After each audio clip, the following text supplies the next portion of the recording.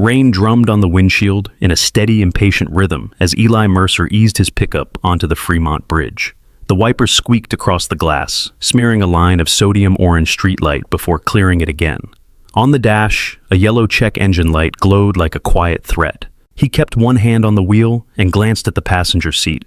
June's sneakers sat there, toes turned toward each other, the fabric so thin at the front that the shape of her big toe pressed through.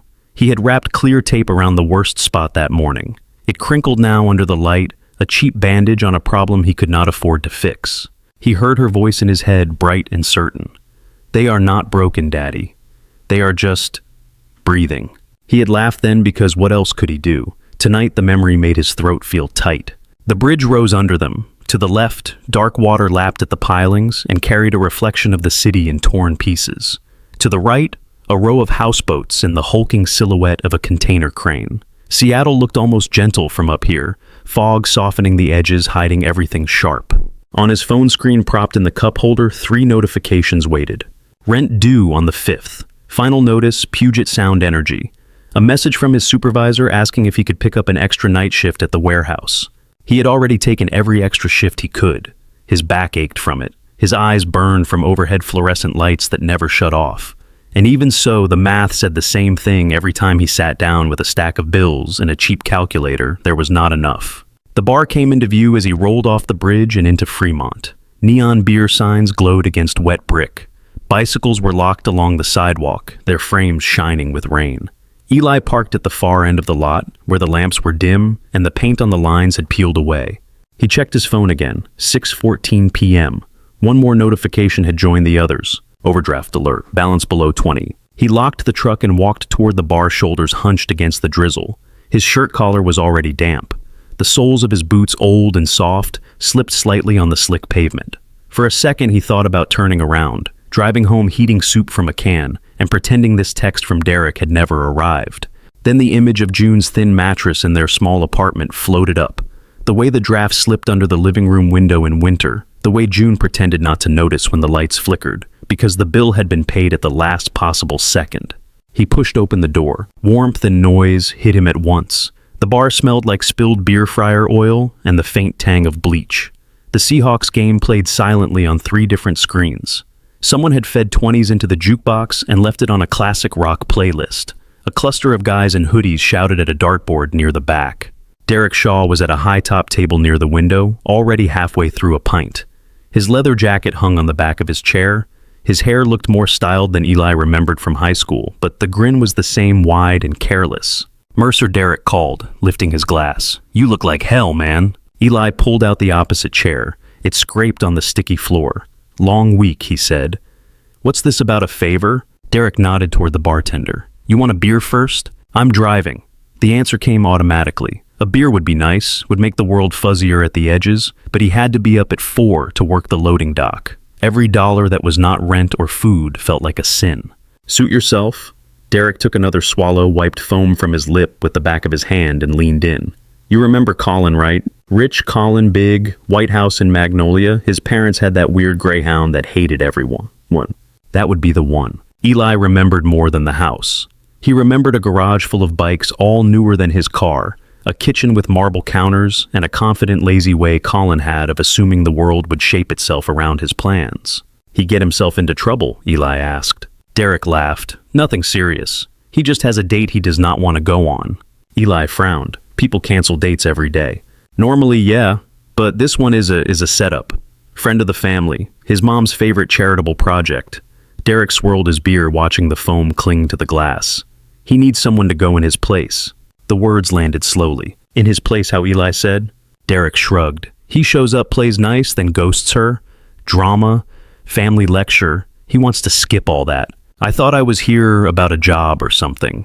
Eli sat back, the chair pressing into his spine. "I do not know how to fake being someone else for an evening. That is the beauty of it." Derek leaned forward again, voice dropping a notch. "You do not have to fake being him. You just have to be disappointing." Eli stared. "What? Look, the girl is, how do I put this? Not his type." That is what he said. Derek looked around, then lowered his voice a bit more. "She is really short. Like, not just petite. Medical kind of short. He already tried dodging it, but his mom is on this whole kick about inclusion and giving her a chance. So Colin agrees, but then he calls me begging to find a way out without looking like a jerk. And this is your big idea, Eli said. Send someone in to be a different kind of jerk. Not a jerk, Derek protested. Just boring, awkward, painful to talk to. She leaves thinking it was a bad match, no big deal, no hurt feelings, no scene. Everybody moves on. The jukebox clicked over to a new song. A server walked by trailing the smell of hot wings. Eli watched a drop of condensation run down Derek's glass and form a wet ring on the wood. Why me, he asked quietly. Because you clean up okay in that normal guy way, Derek said. You are not going to show up in a tailored suit. You look like a guy who stocks shelves or fixes things, which is perfect. She will know something is off, but not big enough to make a fuss about. She just thinks the date sucks and goes home. Eli's jaw tightened. You know I have a kid. I do not have time for someone else's games. That is exactly why you should say yes. Derek reached under the table and slid an envelope across. It scraped softly. 600. Eli did not touch it. The number hung between them. 600. In his head, it shifted into shapes: 3 weeks of groceries, 1.5 months of electric and gas, the back half of rent if he begged the landlord for a little more time. You would be doing him a favor, Derek said. 2 hours at a fancy restaurant you would never step into otherwise. You show up, order something, talk about the weather, let it be awkward, and you go home. 600 cash. No one gets hurt. That is not how that works, Eli said. Come on. It is dinner, not an assassination. Worst case, you sit in silence and stare at your plate. You are good at looking miserable. Eli gave a short, humorless laugh because resisting the joke would mean admitting how close it was to the truth. He picked up the envelope. It felt thicker than it looked. He opened the flap enough to see stacks of folded bills. 20s, 50s. His pulse skipped. The bar noise faded for a moment, as if someone had turned down the volume on the whole room. He saw June's 2 small sneakers again, the tape catching on the frayed fabric. He saw the red stamp on the overdue notice that had arrived that morning. He saw the way June had watched him open it, pretending to color at the table crayons lined up by shade. What happens if I say no, Eli asked. Derek lifted his hands. Then you go back to hauling boxes for minimum pay and praying your truck survives another winter. I finish my beer. We are still friends. I just have a pissed off client, and I might not call you next time there is an easy 600. The word easy lodged in Eli's chest like a splinter. He thought of asking more about the woman, about her life, about why Colin did not have the spine to cancel on his own. The questions rose, then fell. Every path led back to the same place, 600 on the table or nothing. He closed the envelope and slid it into his jacket pocket. It felt heavy against his ribs. When is it, he said. Tomorrow night, 7 o'clock, Serafina on East Lake. You know it. I have driven past it. Perfect. I will text you her name, what they told her about Colin, all that stuff. You just do your thing. Eli pushed his chair back. His knees ached as he stood. My thing, he repeated softly. On the way out, he had to shoulder the door open against a damp gust of air. The rain had eased to a mist fine and cold on his face. He crossed the parking lot and climbed into the truck. For a long moment, he just sat there listening to the engine idle. On the passenger seat, June's sneakers weighted, their taped toes pointed toward him like a question he did not know how to answer. The next day crawled by in pieces. Eli stacked pallets until his shoulders burned. He scanned barcodes until the lines on the screen blurred. Forklifts beeped in sharp little bursts that drilled into his skull. Now and then, he would check his pocket to feel the thick rectangle of the envelope and then jerk his hand away as if it had shocked him. On his lunch break, he sat in the break room with a plastic container of leftover spaghetti. The sauce had dried around the edges. He stirred it with his fork and saw just for a second a white tablecloth, a shining fork, a glass of red wine held in a slim hand. He closed his eyes, then opened them and forced himself to eat. At 4, he clocked out. At 4:15, he was in the parking lot, sitting behind the wheel, staring at his reflection in the dark glass of the windshield. His beard was a little too long, his hair curling at the back of his neck. His shirt had a smear of grease on one sleeve.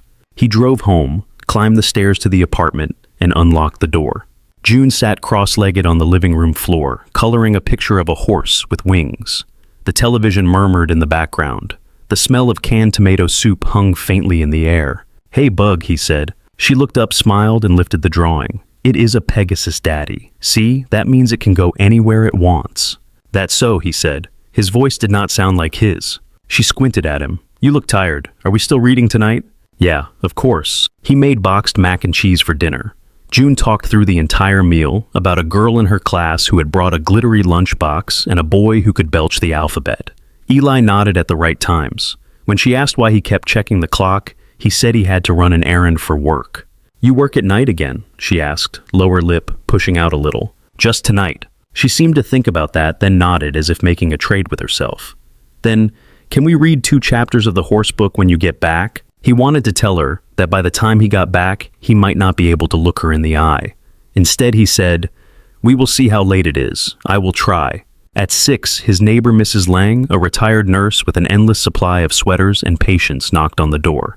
June ran to hug her. They had an easy rhythm now.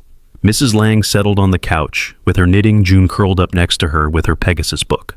June called "Love you" as he grabbed his jacket. "Love you too," he answered, and closed the door. In the bathroom, he had shaved and changed into his one decent shirt, the light blue one with buttons that were all still attached. He had wiped at the crease lines with a damp towel and hung it near the heater to steam. Now, as he slipped it on over his t-shirt, the fabric felt too thin. He kept imagining more expensive cotton finer, stitching a different man in a different life. Serafina's front entrance looked even more intimidating up close than it had from the road. The windows were tall, glowing softly from within. Warm light spilled out onto the wet sidewalk, catching on raindrops and turning them into sparks. Inside, he could see the curve of a bar, lined with shining bottles, a sweep of white tablecloths, people in dark suits and dresses that shimmered when they moved. His truck felt small in the valet line. He almost stayed behind the wheel when the young man in a black vest stepped up to his window. "Here for dinner at Serafina, sir?" the valet asked. "Yeah," Eli said. His hand tightened on the steering wheel, then let go. He got out, trying not to think about the rust spot near the back wheel. The host's stand stood under a spray of white flowers. A woman in a sleek black dress smiled with professional warmth. "Good evening. Do you have a reservation?" "I think so," he said. "Name should be Price." She checked the screen, then nodded. "Right on time. Your party is already seated." She picked up 2 menus but only carried one with her. That single menu felt like a verdict.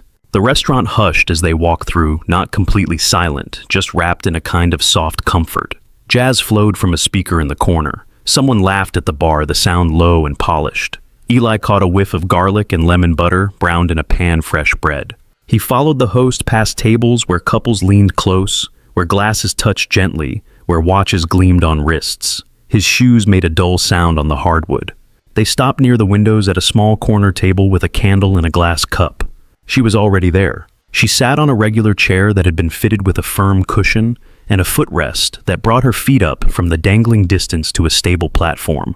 The black dress she wore was simple, with clean lines, the fabric falling perfectly. Her hair, pale blonde, framed her face in loose waves that brushed her shoulders.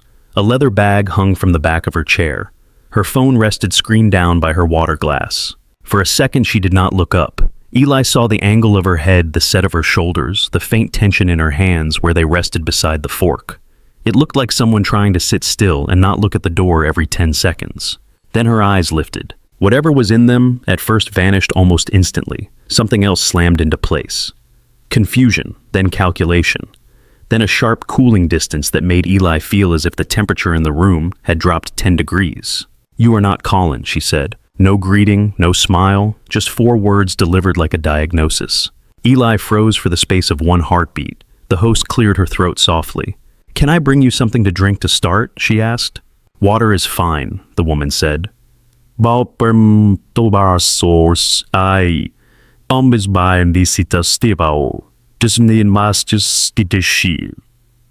Say ye never leaving Eli's face. The host took the hint and slipped away. Eli sat down because his legs did not feel entirely reliable. The candle between them flickered, throwing light across the silverware.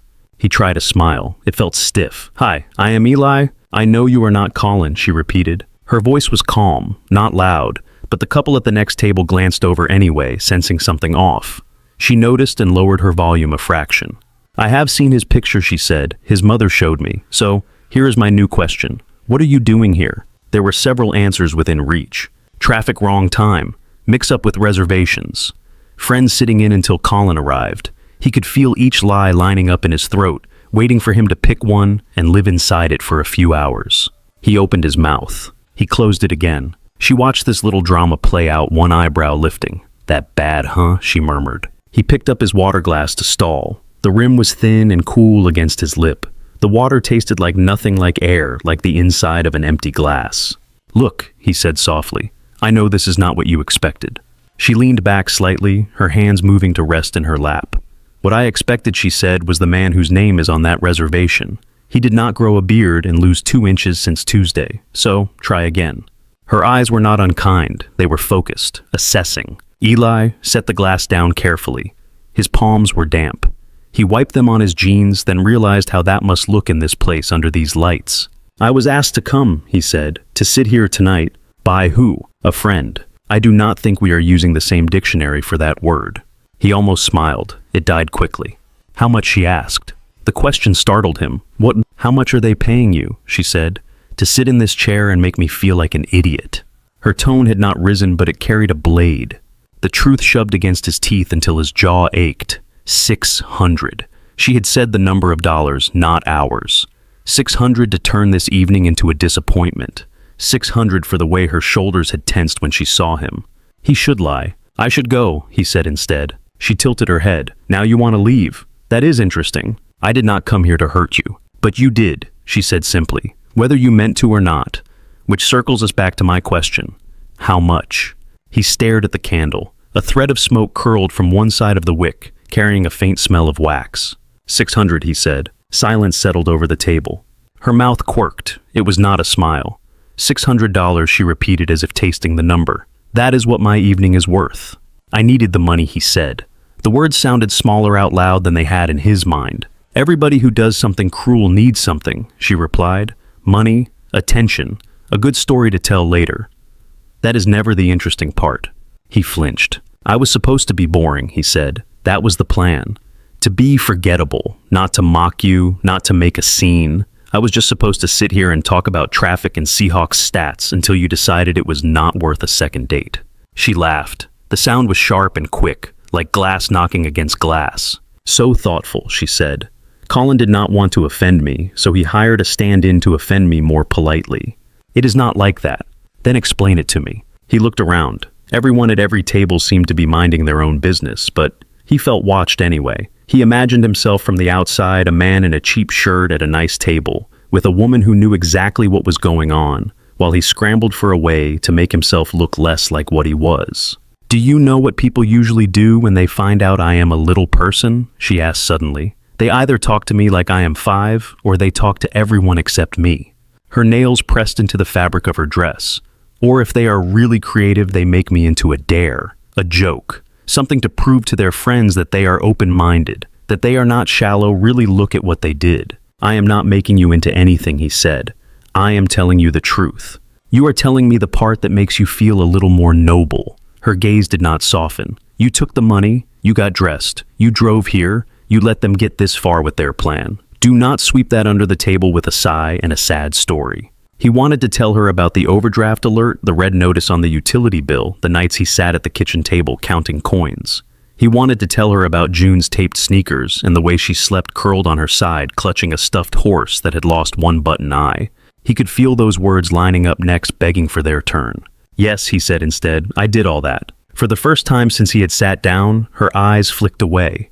Just for a moment, toward his hands on the table, the knuckles roughened from warehouse work, the faint tan line where a ring used to be.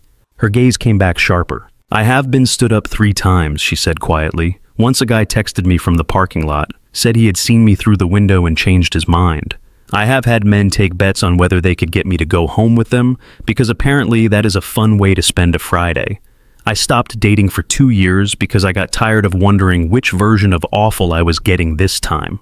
Eli felt his stomach twist. This, she added, is creative. I will give you that. I am sorry, he said. The words felt thin. I do not care if you are sorry, she replied. I care that you were willing to do it. The candle between them sputtered, then steadied again. He pushed back his chair. The legs made a soft scrape on the floor. I should leave, he said. I was not supposed to make a scene. That was the rule. So, I will go. You can order whatever you want. Put it on Colin's name. At least the food will be worth something. Her jaw clenched. For a second he thought she might throw the water in his face. Do not you dare make this about my free dinner, she said. You think a plate of pasta makes up for anything that happened the moment you sat down? He swallowed. No. Good, she said. Go then. Go spend your $600. He did not correct her. He walked out the way he had come, past the bar, past the white flowers, out into the wet night. The air felt cooler on his face than it had when he arrived. He tasted salt and did not know if it was from the rain or his own skin.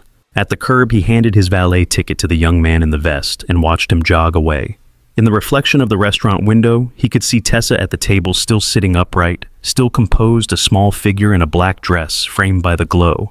When the truck pulled up, he climbed in and shut the door. The envelope in his jacket pressed against his ribs like something lodged there and refusing to move. He rested his forehead on the steering wheel for a long moment, listening to the soft patter of rain on the roof. On the passenger seat, June's sneakers waited, where he had left them, frayed toes pointed straight ahead, as if they were already on their way somewhere else. When Eli pulled into the apartment lot, the rain had thinned to a fine mist hanging under the streetlights, like smoke. The building loomed gray and familiar paint peeling around the stairwell door.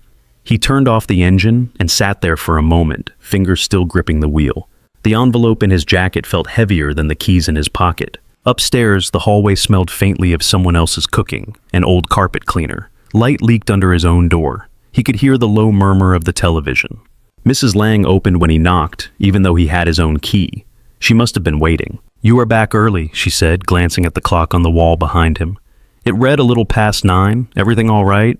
"Yeah," he said. "Thing got canceled." Her eyes searched his face for a second. She did not push. June fell asleep on the couch. She wanted to wait up.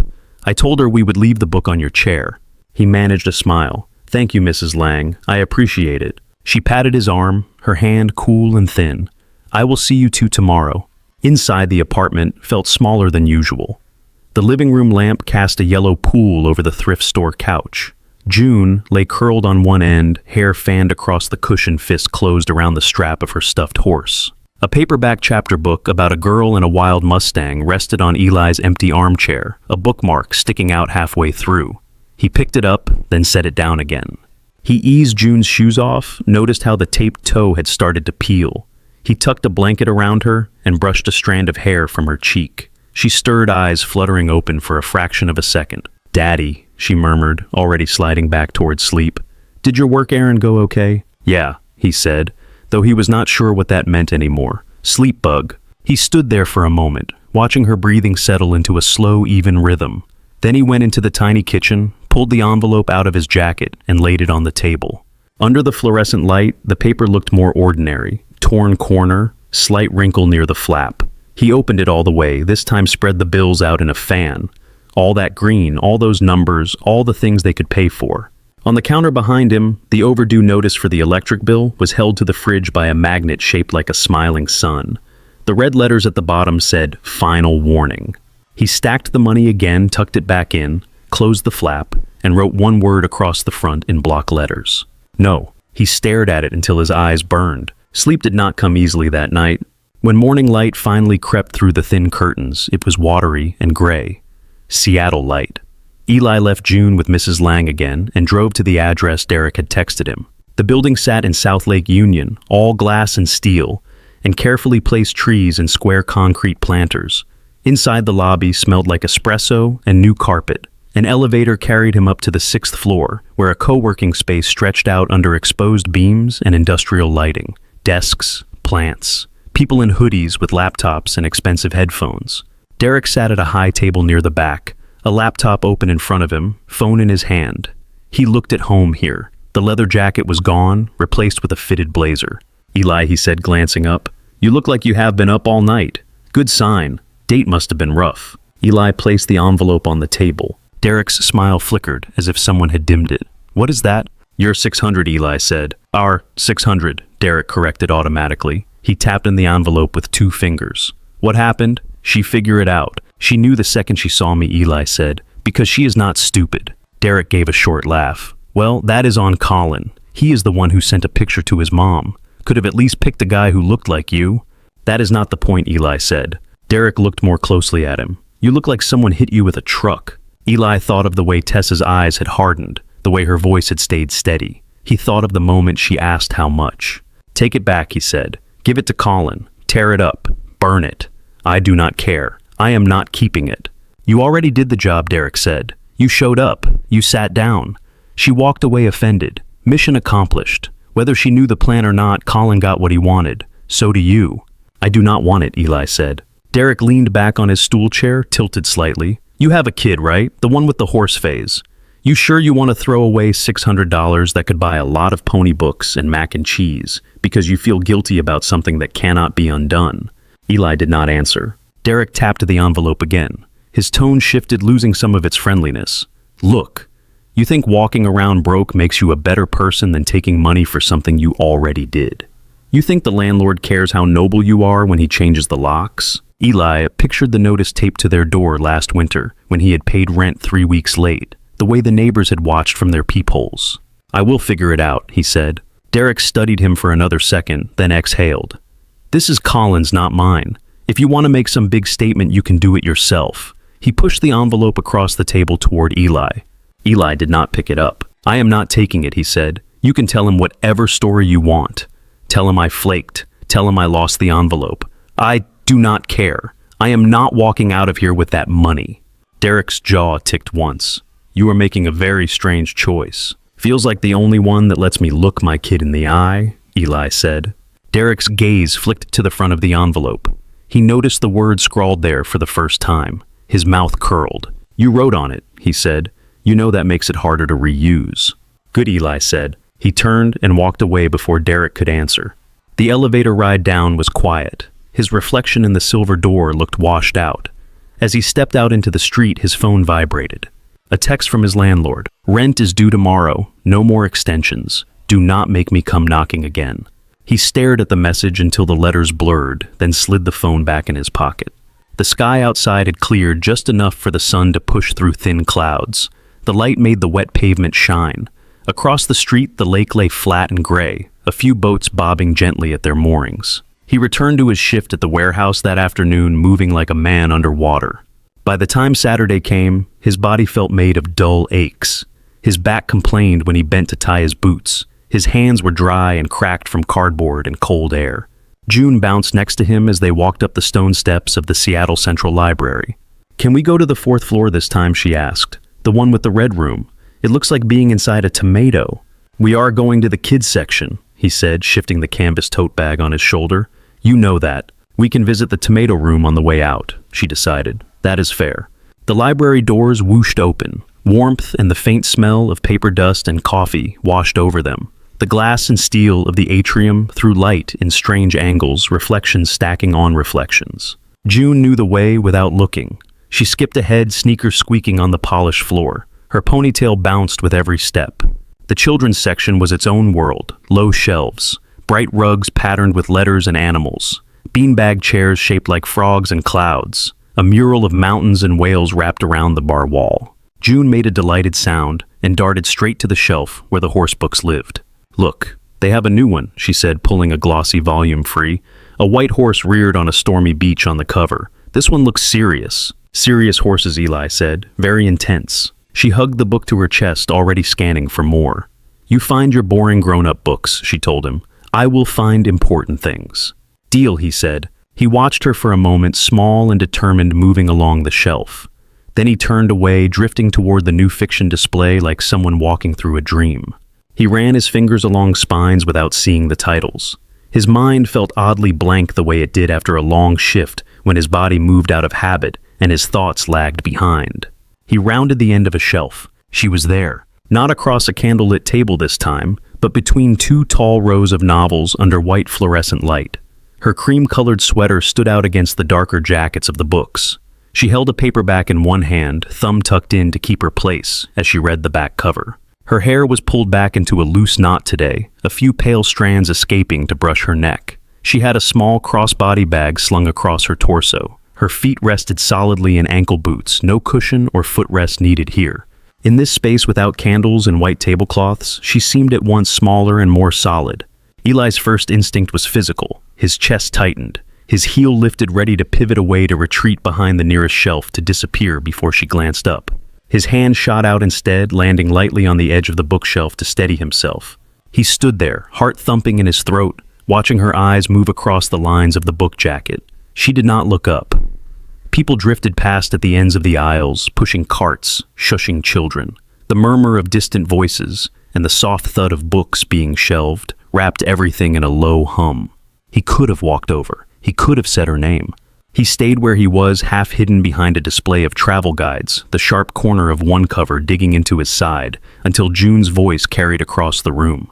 "Daddy, the horse survives the storm," she called. "I have to show you. It is very important." He closed his eyes briefly, then turned his back on the fiction aisle and walked toward the sound of his daughter's voice.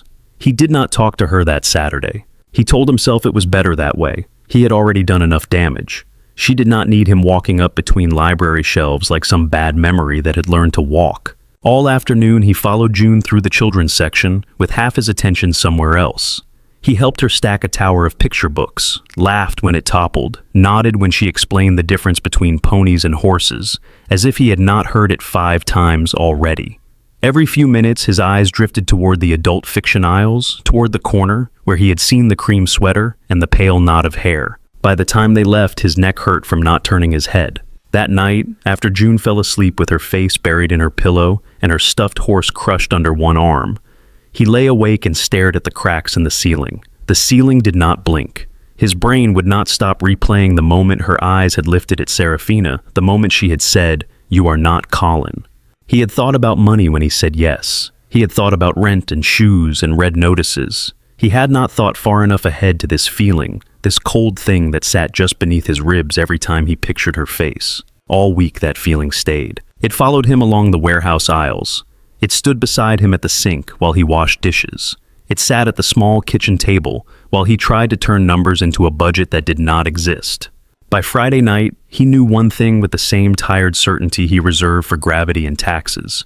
If he saw her again and walked away a second time, he would never stop remembering it. Saturday morning clouds lay low over the city. The streets were wet, though it had not rained in hours. Eli locked the apartment door, checked that June's jacket was zipped, and led her down the stairs. "Library day," June sang, hopping over a crack in the sidewalk. Library day, best of all the days." "Thought your birthday was the best day," Eli said. "That is a different category," she said, as if this was obvious. They rode the bus this time. He watched raindrops cling to the window as the neighborhood slid past. The envelope-shaped absence in his jacket felt strange, like a missing tooth his tongue kept probing. Inside the Seattle Central Library, the air felt warmer than outside, humming softly with quiet voices and footsteps. June tugged at his sleeve. "Can I go ahead? You know the rule," he said. "Kids section only. I meet you there." "I know," she said. "I am not a baby." She darted forward, sneakers squeaking, ponytail flying. He took the slower route up the gentle ramp that spiraled through the building. Glass walls on one side, shelves on the other. His heart picked up a bit with each level. He told himself she might not be here. That was possible. Maybe last week had been a coincidence.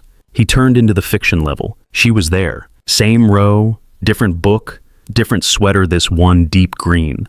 Her hair down around her shoulders today, softer somehow. She held an open hardcover in one hand, fingertips resting lightly on the page, while her eyes moved. He stopped at the end of the aisle. His palms were damp. He wiped them on his jeans, then made himself move. Her book dipped a fraction as his shadow touched the edge of the page. She looked up. The library light was less forgiving than candlelight. It showed the faint shadows under her eyes, the careful control around her mouth. For a second, neither of them said anything. A cart rattled somewhere behind him. Someone laughed under their breath near the computers. "I know I am probably the last person you want to see," Eli said. Her gaze sharpened. "That is true." He nodded. He had not expected anything else. "My daughter and I come here every Saturday if I can manage it. I did not know you would be here last week. I did not want to ambush you." "You did not want to ambush me," she repeated softly. Interesting choice of verb considering our history. He shifted his weight, aware of the shelf pressing lightly into his shoulder. "I should have said something. I walked away instead. That was cowardly." "That is on me." "Correct," she said. Her eyes did not leave his face. It felt like standing under a bright light. "I came over today because hiding in the cooking section for an hour felt worse," he said. "I do not need anything from you. I just wanted to say I am sorry. Properly. Not across a table you were trapped at." "You already said you were sorry," she replied. "I know." He took a breath. The first time it was mixed with trying to excuse myself. "I am not doing that now. What I did was wrong. I knew it was wrong when I said yes. I did it anyway. You did not deserve to be part of that." Something flickered in her expression. Not forgiveness? Not yet. Just the briefest hint of surprise. You did not answer my question at dinner, she said. He frowned slightly. Which one? What did you do with the money? Her voice stayed quiet, but there was an edge of curiosity under the words. I gave it back, he said. She blinked once. You brought it back to Colin. To Derek, he said. The guy who set it up. Same difference. You could have kept it, she said. You had already done everything they asked. Why would you return it after the fact? Guilt is cheaper when you do not get paid for it, he said. Her mouth twitched almost, but not quite a smile. That line sounds prepared. I had a lot of time to think, he admitted. She studied him for a long moment. Her gaze dropped briefly to his hands, then to the edge of his shirt where it did not quite sit flat. When she looked back up, some of the frost had thinned. How do I know you are not lying? She asked. You do not, he said. I do not have a receipt for returning terrible decisions. She snorted. It was small, almost silent, but it was there. There was a word written on the envelope when I left it, he added. Just one. I doubt they will forget it. That is the closest thing to proof I can offer. What word? She asked. No, he said. This time the almost smile landed. It touched the corner of her mouth, then retreated. And the reason, she said, your big tragic story. You did not tell it. He understood what she meant. He had felt the words lining up in the restaurant, all the practical reasons. He had the numbers and the losses and the graveyard of bills. I have reasons, he said. They do not change what happened. She tilted her head as if testing that answer for weak spots. Do you always decide to grow a conscience after the fact? She asked. No, he said. Usually I try to have it in advance. Successful are you? She said. Not that night. Their eyes held. He realized he still did not know what her name was beyond the surname the reservation had carried. Tessa, she said suddenly, as if reading his thought. In case you forgot, since you never got to use it. I did not forget, he said. The name had sat in his mind like a weight for days. She flinched just a little at his tone, then covered it with a light shrug. Well, now you have used it, that is something, Tessa, a small voice said from behind Eli's elbow. He turned. For a heartbeat, his stomach dropped before his brain caught up. June stood there, with a book pressed to her chest, cheeks pink from the walk through the building. There were tiny flecks of glitter on her nose, probably from some craft project at school. Her eyes were fixed on the woman beside him, bright with curiosity. You met her already? Tessa asked, eyebrows lifting. June looked between them, sensing a tension she did not understand. You know each other, she said. We have met, Tessa said. June frowned thoughtfully. You are little, she said to Tessa, like me. But I am little because I am 7, and you are little because you stopped growing earlier than other people. That is what my teacher said about her cousin. June, Eli started heat rising in his face. Honey, that is not a polite way to start. Tessa lifted a hand slightly without looking at him. It is fine. She bent at the waist, so her eyes were closer to June's, although she did not have to bend far. Your teacher is mostly right, she said. My body got a different set of instructions. June considered this, then nodded, apparently satisfied. Are you a fairy? She asked. Tessa blinked. A what? A fairy, June repeated. In my books, they are small and they have magic, and sometimes they pretend to be regular people. You look like you could have magic. Tessa laughed. It was the same laugh he had heard once at Serafina, when she had been too outraged not to let it out. But this one was softer, less like breaking glass, and more like something loosening. I am not a fairy, she said. Unfortunately. I am just a regular person who stopped at this height. She held a hand up near her shoulder to demonstrate. June leaned in. Do you have any magic at all? I make excellent cookies, Tessa said. That feels a little like magic when you are sad. June's eyes widened. That is serious magic. She is very strict about baking, Eli said aside. June shot him a look, then turned back to Tessa, noticing the book in her hand for the first time. What are you reading? She asked. Tessa held the cover out. Something about people being terrible to each other and trying to fix it, she said. Light reading. That sounds like grown-up stuff, June said. I have a horse in a storm. It is very dramatic, I heard Tessa said. Her gaze flicked to Eli. Apparently survival is a theme today. Do you want to see? June asked. There are pictures. And the horse is okay, but you are nervous for a while. I like being nervous for a while if it ends. Okay, Tessa said. June brightened. She slid her hand into Tessa's without hesitating. Come on. The kids' area is this way. They have a frog chair that eats you in a nice way. Tessa allowed herself to be pulled a step, then paused. She looked up at Eli. I did not say I forgive you, she said quietly, in case you were tempted to hear that. I did not, he said. You do not owe me that. A small crease appeared between her brows. She seemed both frustrated and reassured by his answer. "I come here most Saturdays," she said, voice still low, "for a book club. We meet upstairs, but I like to get here early." "We try to come every Saturday," he said, "if I do not have an extra shift. So our worlds overlap," she said, by accident. He nodded. She studied him for a moment longer, then gave the faintest shrug. "I am not saying this changes anything," she said, "but I am also not saying never." He let out a breath he had not realized he was holding. "That is more than I expected." Again she said low bar. June tugged on her hand. "Come on, Tessa, the frog chair is going to get taken." "I will be there in a second," Tessa said. June huffed, but let go and ran ahead, weaving between a stroller and a cart of reshelved books. Tessa watched her go. Some of the tension dropped from her shoulders. "She is something," she said. "She is the reason I am trying to be less of an idiot," Eli said. "For her sake," Tessa said. He hesitated. "And for mine." She gave him one last look, unreadable, then followed June toward the bright rugs and the frog-shaped beanbag. Eli stayed where he was for a moment, surrounded by shelves and the quiet buzzing life of the library. Then he turned and walked after them, the sound of his boots soft on the carpet. The frog chair did not actually eat anyone, but it tried. June launched herself into its open green mouth and disappeared up to her chin. Tessa stood beside it, arms folded loosely, watching as June wiggled deeper until only the top of her head and the tips of her sneakers were visible. "It has claimed another victim," Tessa said.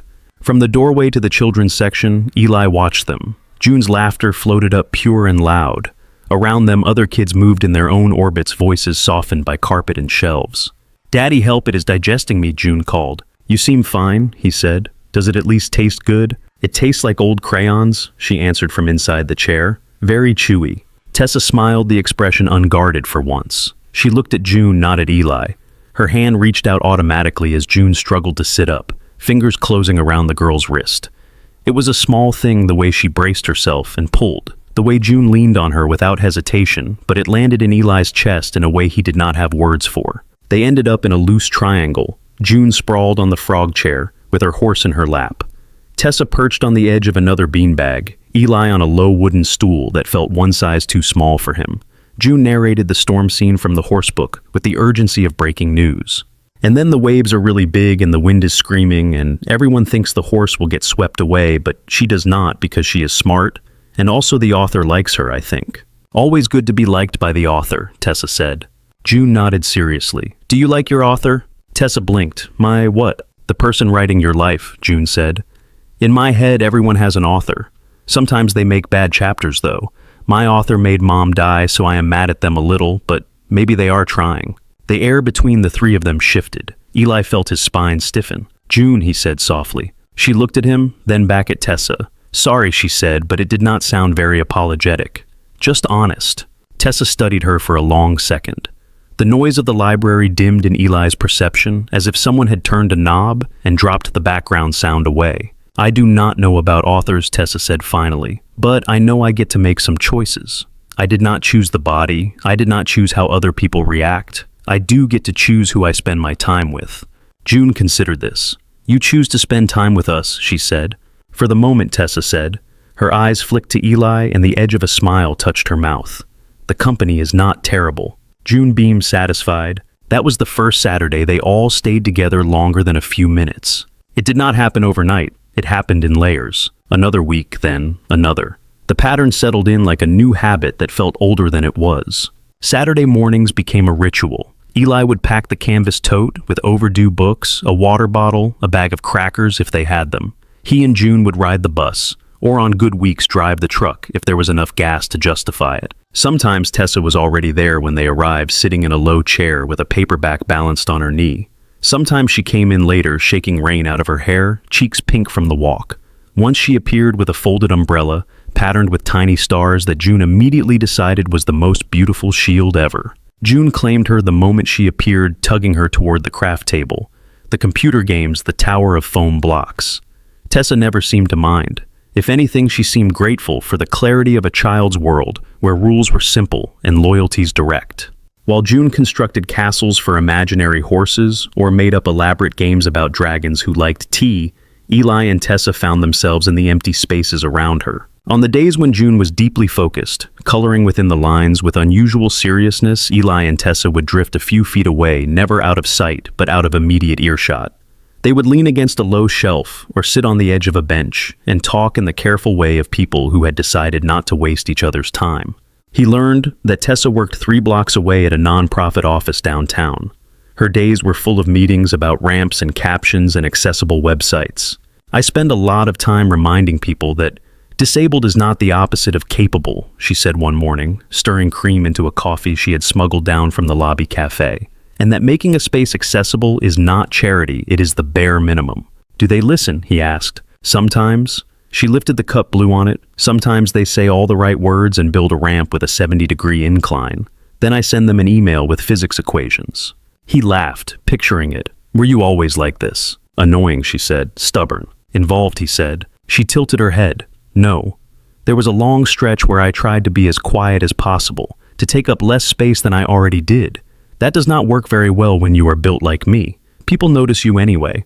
At some point I figured if they are going to stare, I might as well give them something useful to look at."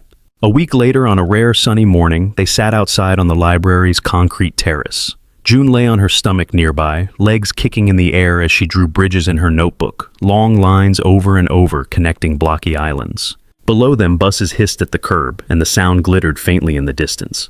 Tessa twisted a paper coffee cup between her hands. The cardboard squeaked softly. "I was the only little person in my town growing up," she said.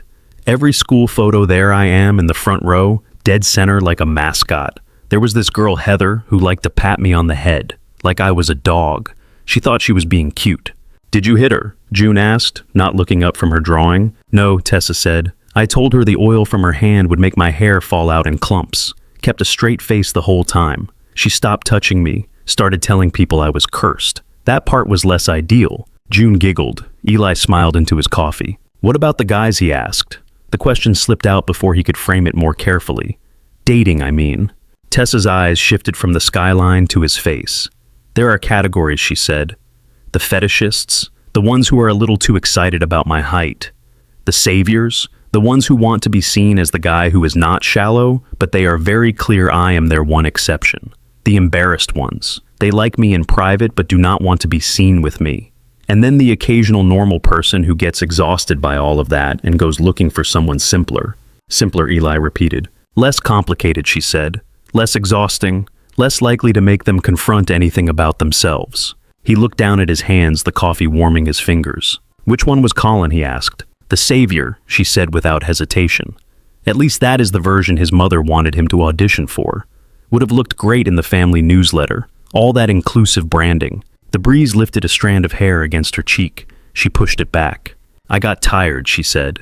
2 years of apps and setups and blind dates that were not blind at all because everyone had Googled me.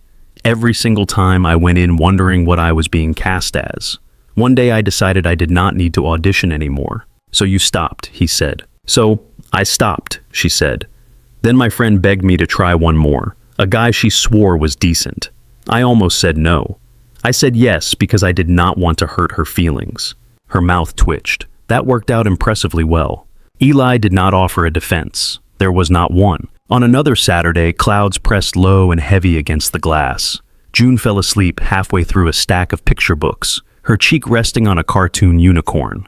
The 2 adults sat near her, voices very quiet. "You never talk about her," Tessa said. Who, he asked, even though he knew. "The woman you were married to," she said.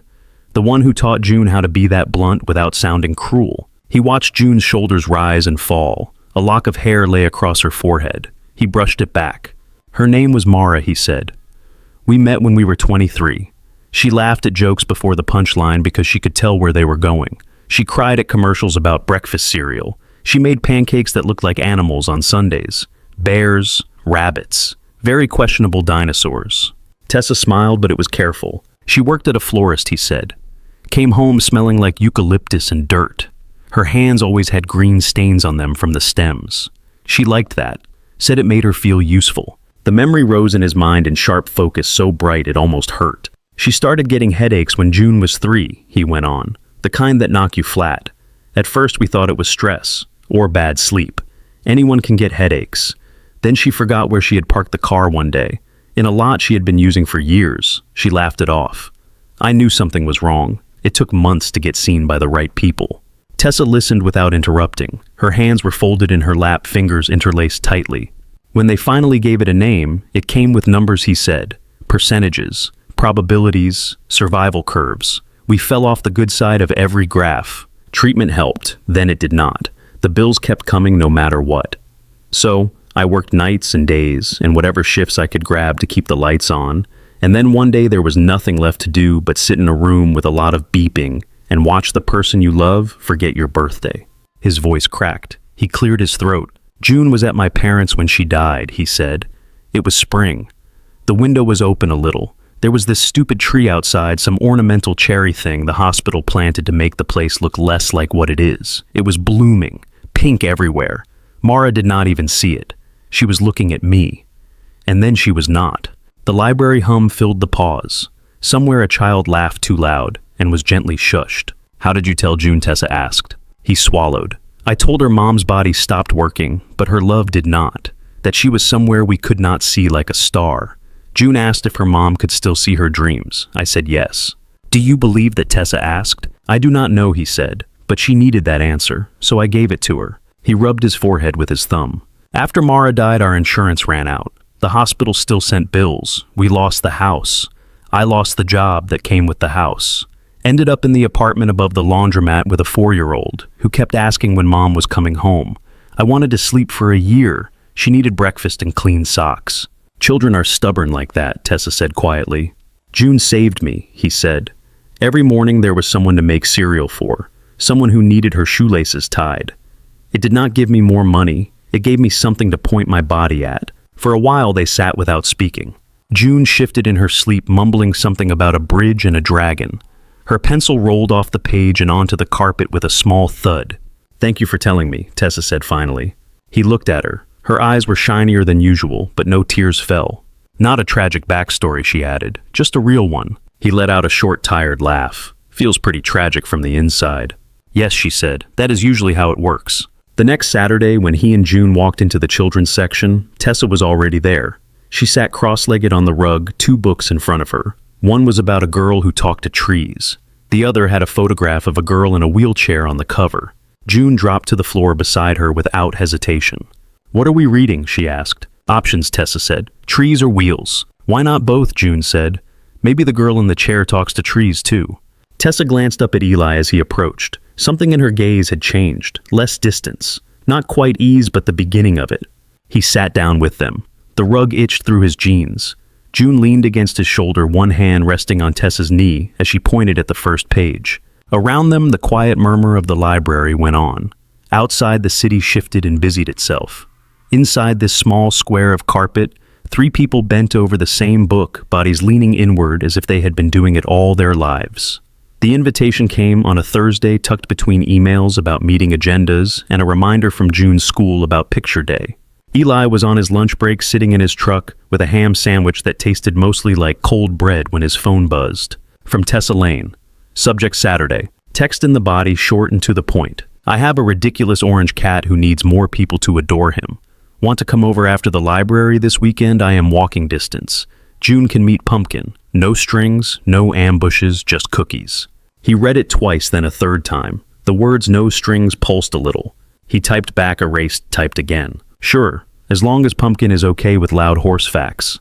Her reply came a minute later. Pumpkin loves drama. You two will get along. On Saturday, June walked out of the library with 3 books in her arms and a 4th tucked under her chin.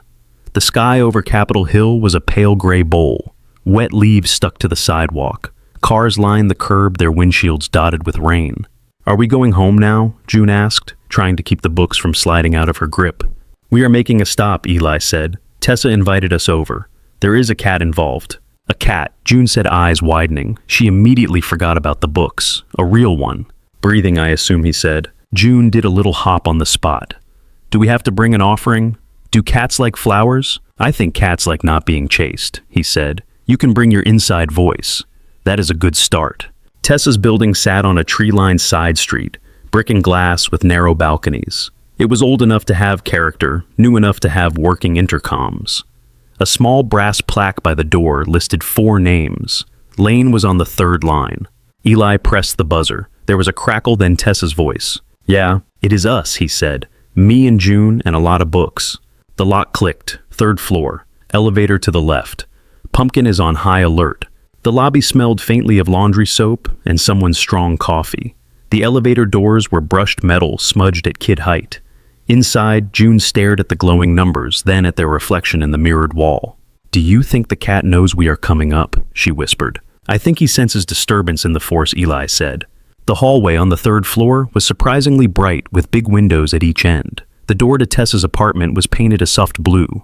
A small brass 3C sat above the peephole. Beside the door at ankle height, a tiny bell on a spring was mounted to the frame.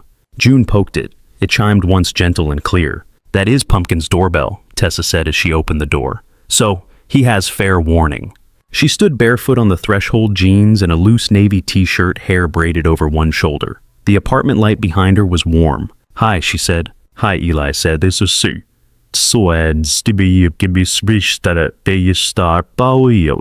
June tried to peer around her legs. "Where is he?" Tessa stepped back and swung the door wider. "Come in and find out." The first thing Eli noticed was the light. Two large windows faced the street, letting in a wash of gray daylight that softened everything. The second thing he noticed was that nothing was at standard height. The kitchen counters were a couple of inches lower than usual, but not so low that they looked strange, just right for someone Tessa's height. The cupboards had handles mounted slightly lower too. The light switches were placed where her hand would fall naturally. The coffee table in the living room was shorter than his knees. The sofa sat nearer to the floor. The impression was not of a child's room. Everything was clean, modern, and deliberate. White walls hung with framed prints.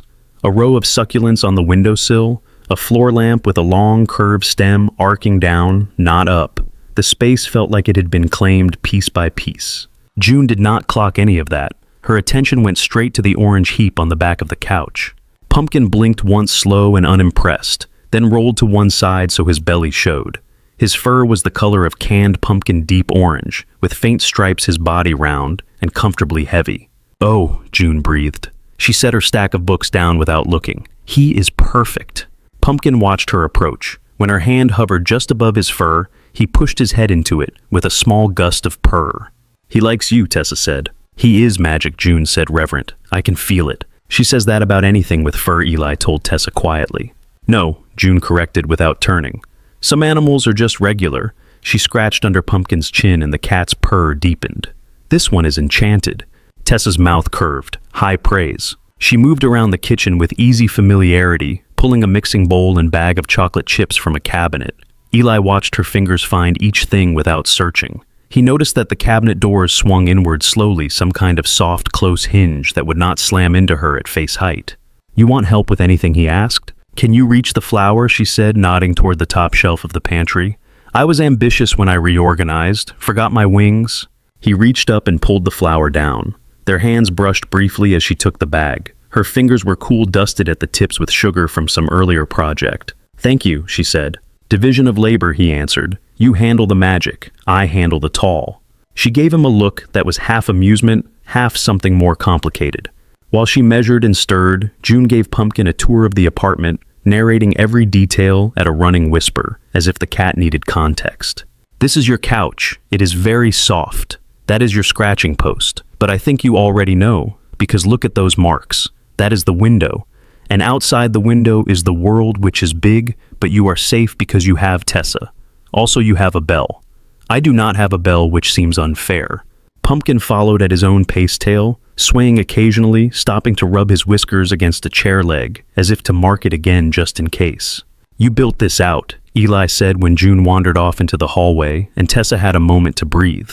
He gestured vaguely around them. "The counters, the switches. It fits you." "That was the goal," she said.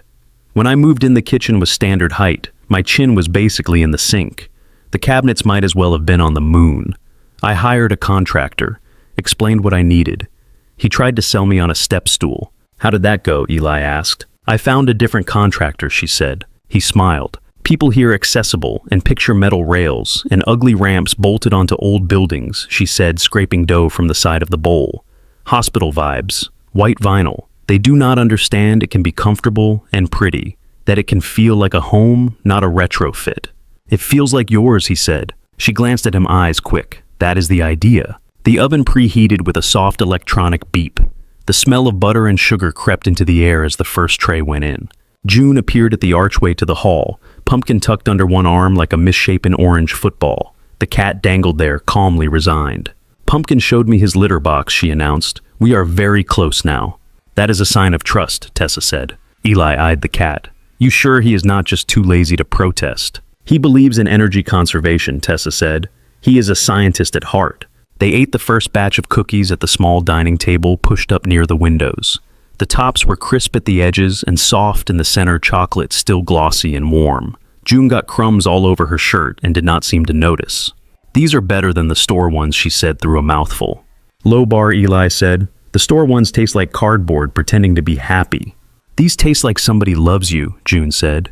Even if you are messy. There was a brief silence that held more than the words themselves. Eli felt it. From the corner of his eye, he saw Tessa react to it too. He cleared his throat. Remember to chew, he said.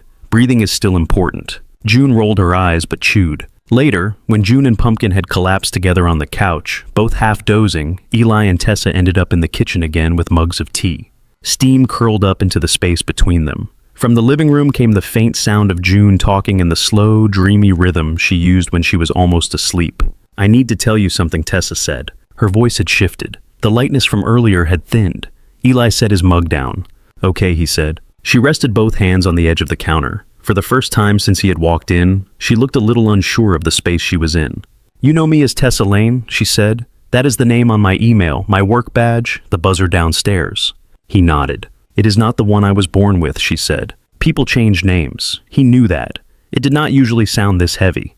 What was it, he asked, keeping his voice level. Langford, she said. Tessa Langford. The last name stirred something in his head, a memory of logos on trucks' articles he had scanned in waiting rooms. Like the shipping company, he said slowly. Northbridge. Langford as in Charles Langford. As in my father, she said. Silence opened between them wide and clean. Eli could see the Northbridge logo in his mind now, blue and white on the side of containers that rolled through the warehouse yard.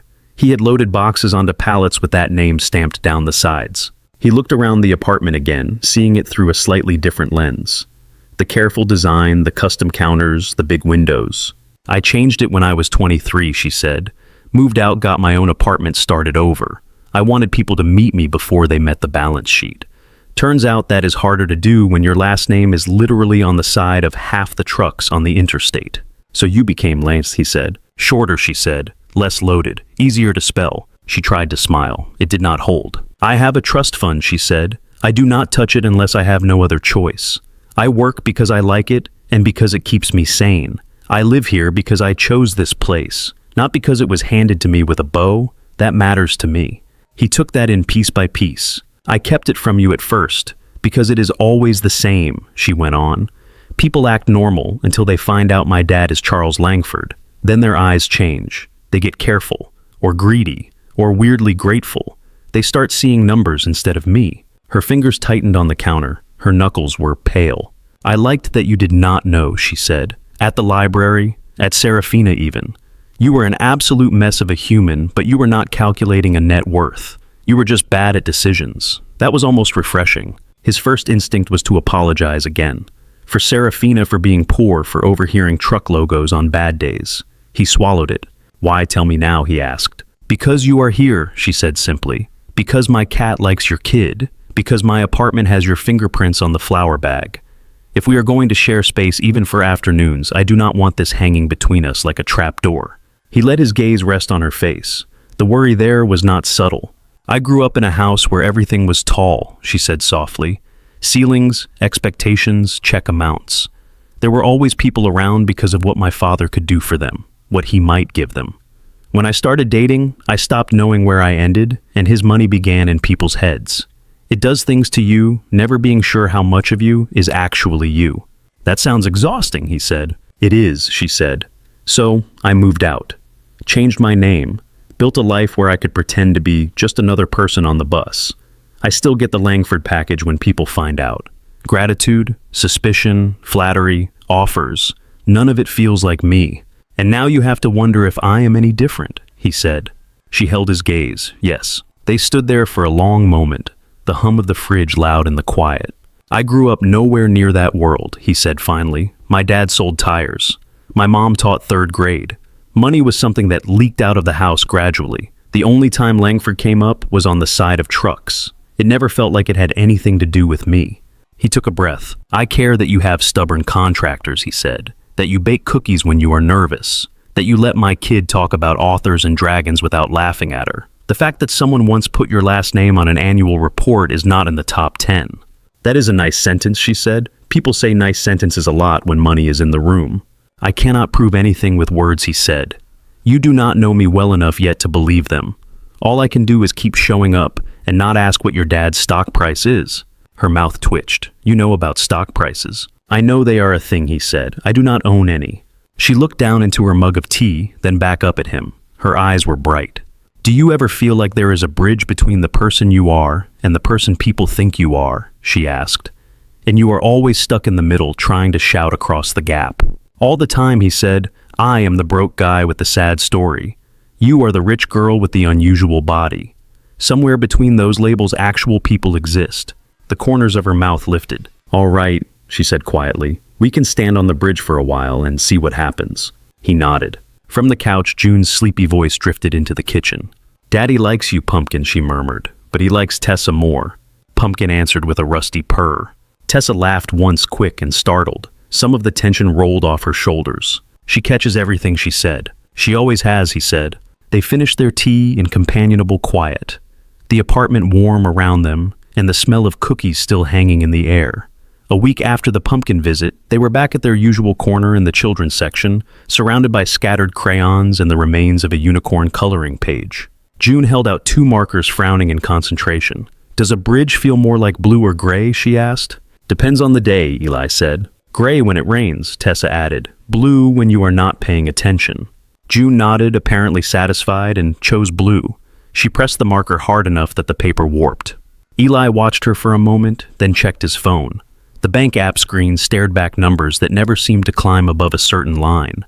You ever think about doing something else, Tessa asked? He glanced up. Like what? Other than lifting boxes in a warehouse that smells like diesel and dust, she said. You talk about building things like someone who misses it. He hesitated. I used to work carpentry, he said, before Mara got sick. Small stuff. Framing, remodeling jobs. Then we lost the house that came with the job and everything crashed together. The warehouse was what I could get fast. You liked the carpentry, she said. Liked seeing something stand when you were done, he said. A deck, a wall, a set of stairs. You can point and say, I did that. The warehouse, you move things until someone tells you to move different things. The piles are never yours. She nodded, thoughtful. My friend Nora runs a construction outfit, she said. Adaptive spaces mostly. Houses, offices, schools. She is always complaining that she cannot find project managers who understand both the materials and the people using them. He shrugged, trying to keep the spike of interest from showing too obviously. I have only managed chaos and overdue bills lately, he said. Chaos management is a transferable skill, she said. You still know what a load-bearing wall looks like. Last I checked, he said. She watched him for a second.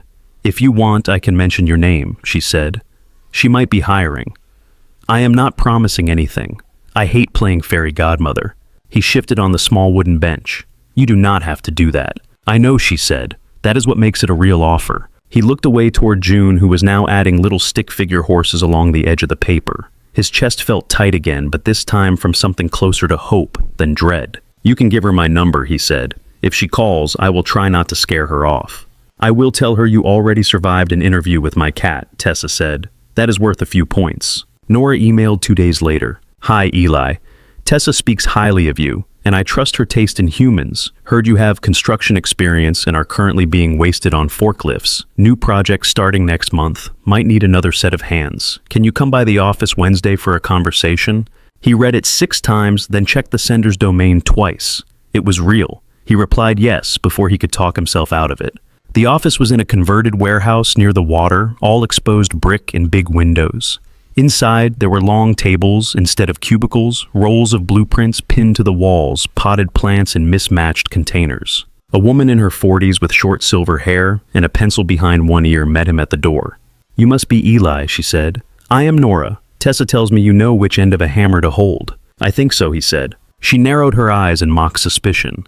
She also tells me you can do basic math, show up on time, and own your mistakes. I told her I do not believe in unicorns. They sat at a table with 2 chairs and a stack of permit applications between them.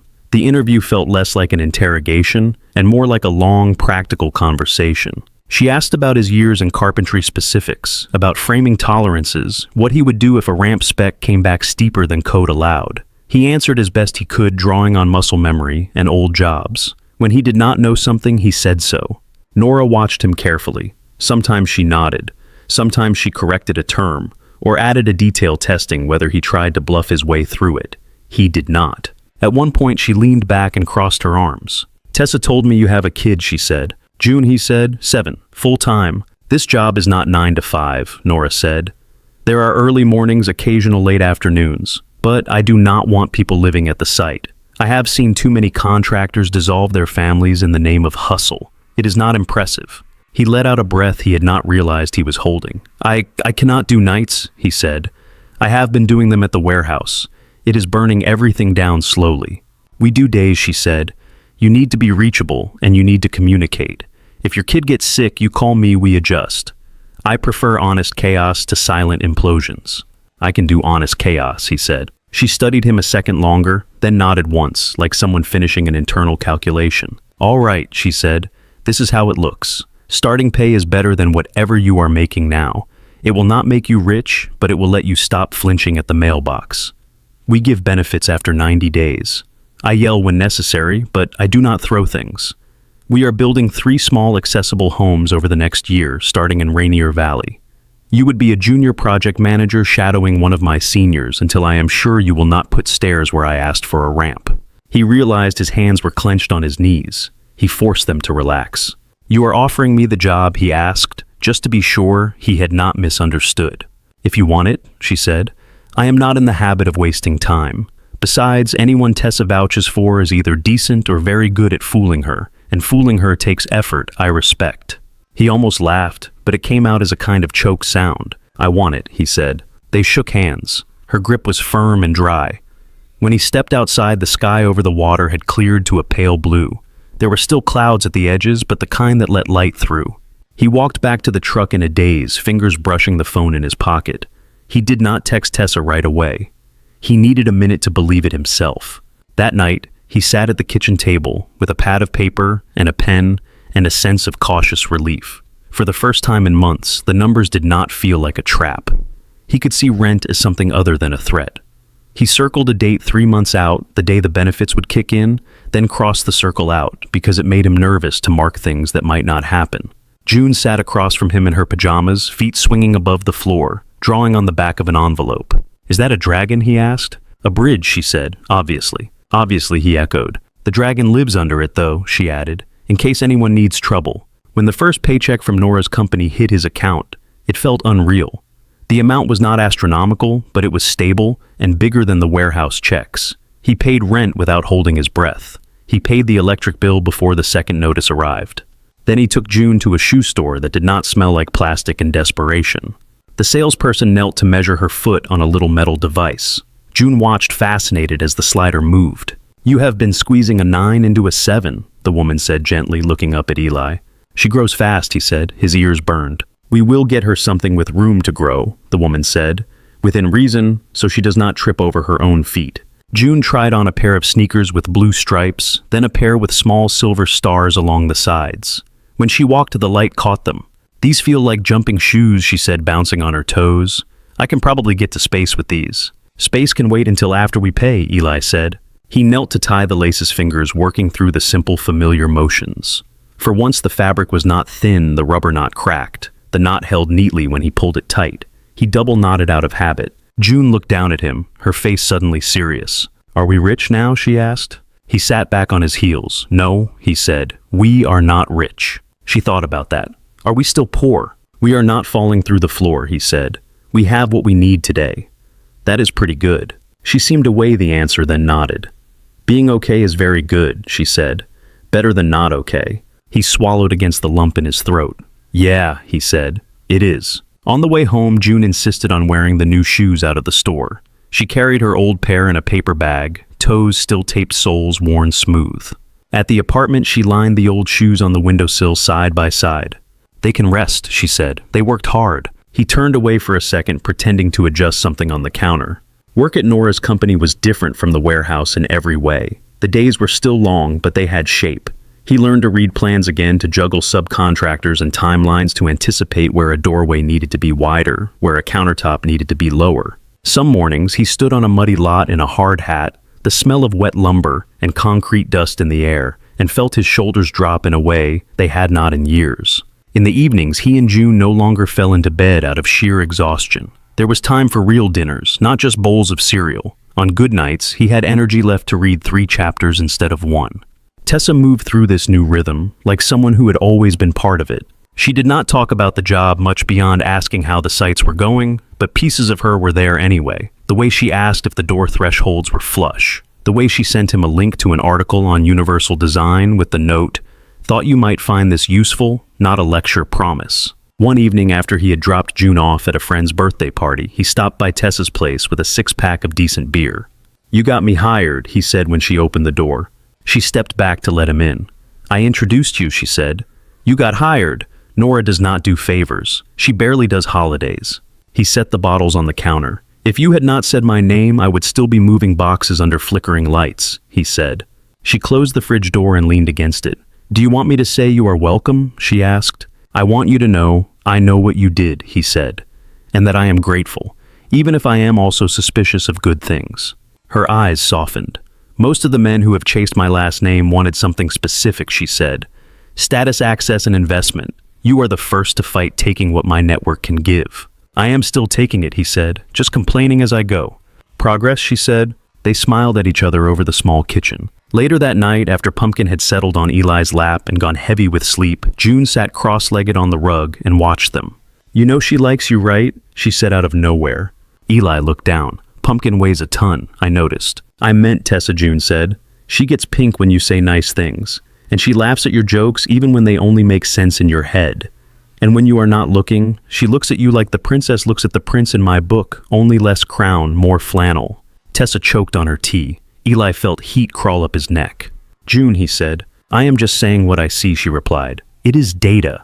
Tessa wiped her mouth and set her cup down very carefully.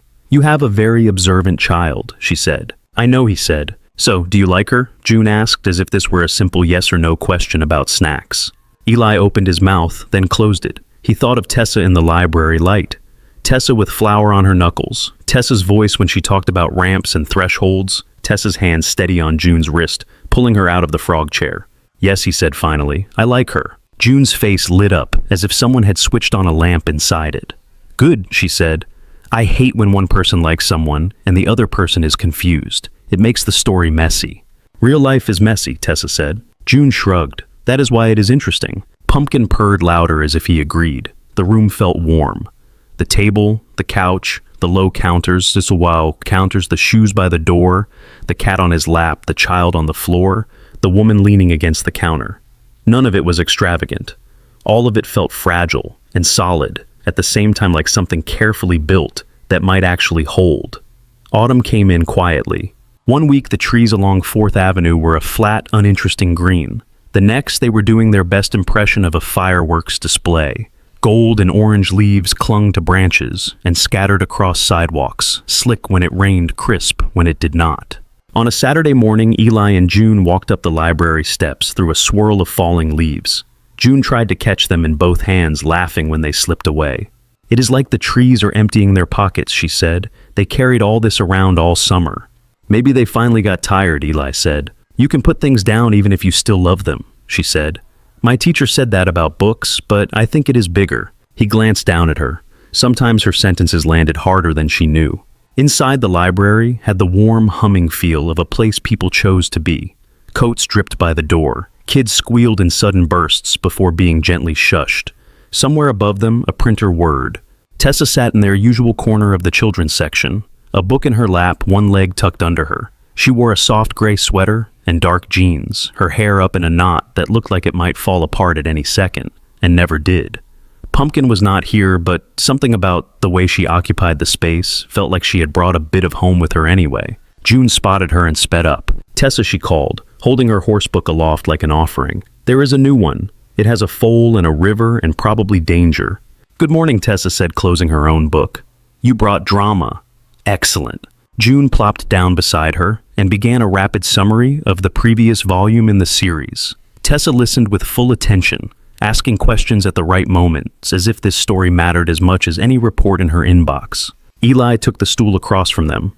The rug squished slightly under his boots. June's words blurred into background after a few minutes, her voice a steady stream of plot points and horse feelings. Eli found his gaze drifting. Tessa's hands moved when she spoke, fingers sketching half shapes in the air. She pushed her glasses up with the back of one knuckle. When June reached for the book, Tessa shifted it automatically within easier reach. She navigated those tiny adjustments without thinking on the level of breathing. He had been watching without realizing it. She caught him. Her eyes met his over the top of June's head.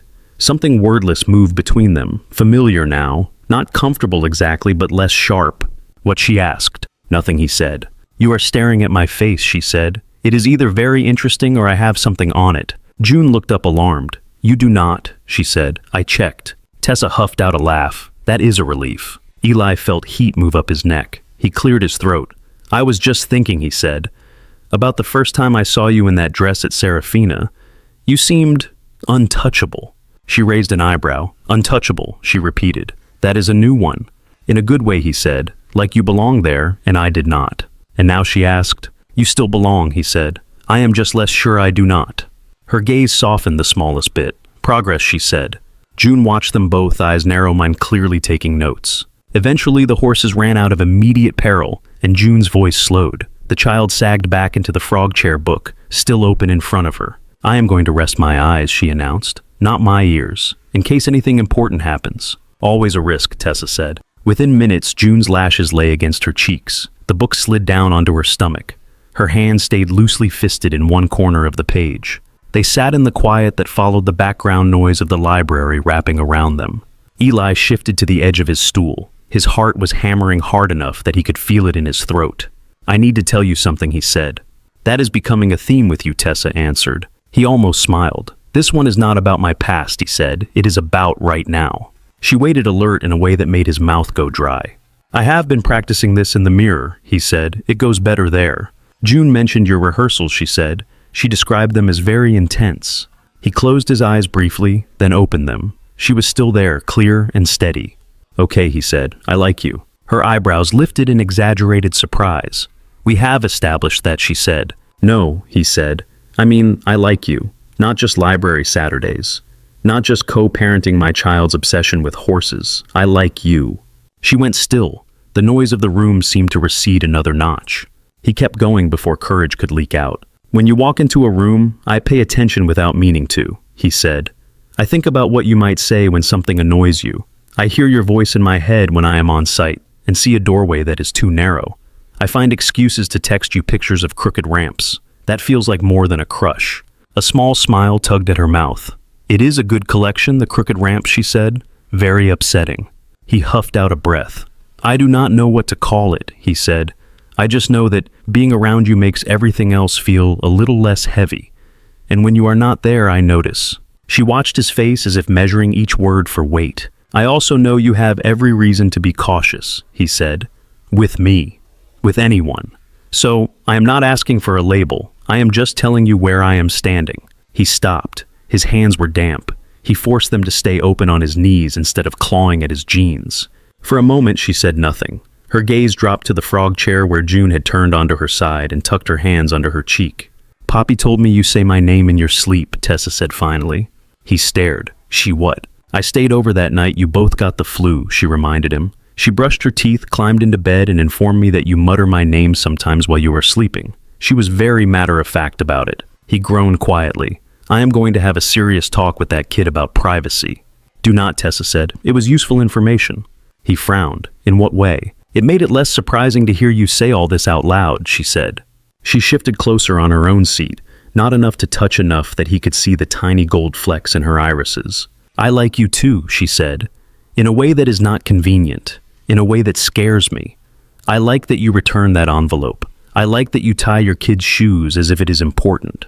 I like that you go quiet when you are thinking, instead of filling silence, just to fill it.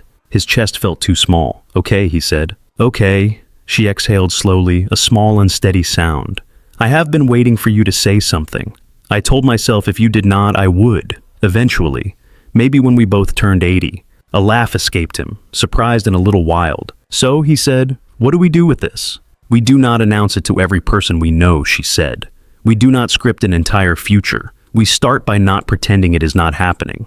He nodded. I can do that. She glanced toward the frog chair. And we remember there is a third person in this triangle who has opinions, she added. As if on cue, June shifted and cracked one eyelid open. I am a square, not a triangle, she mumbled. There is also Pumpkin.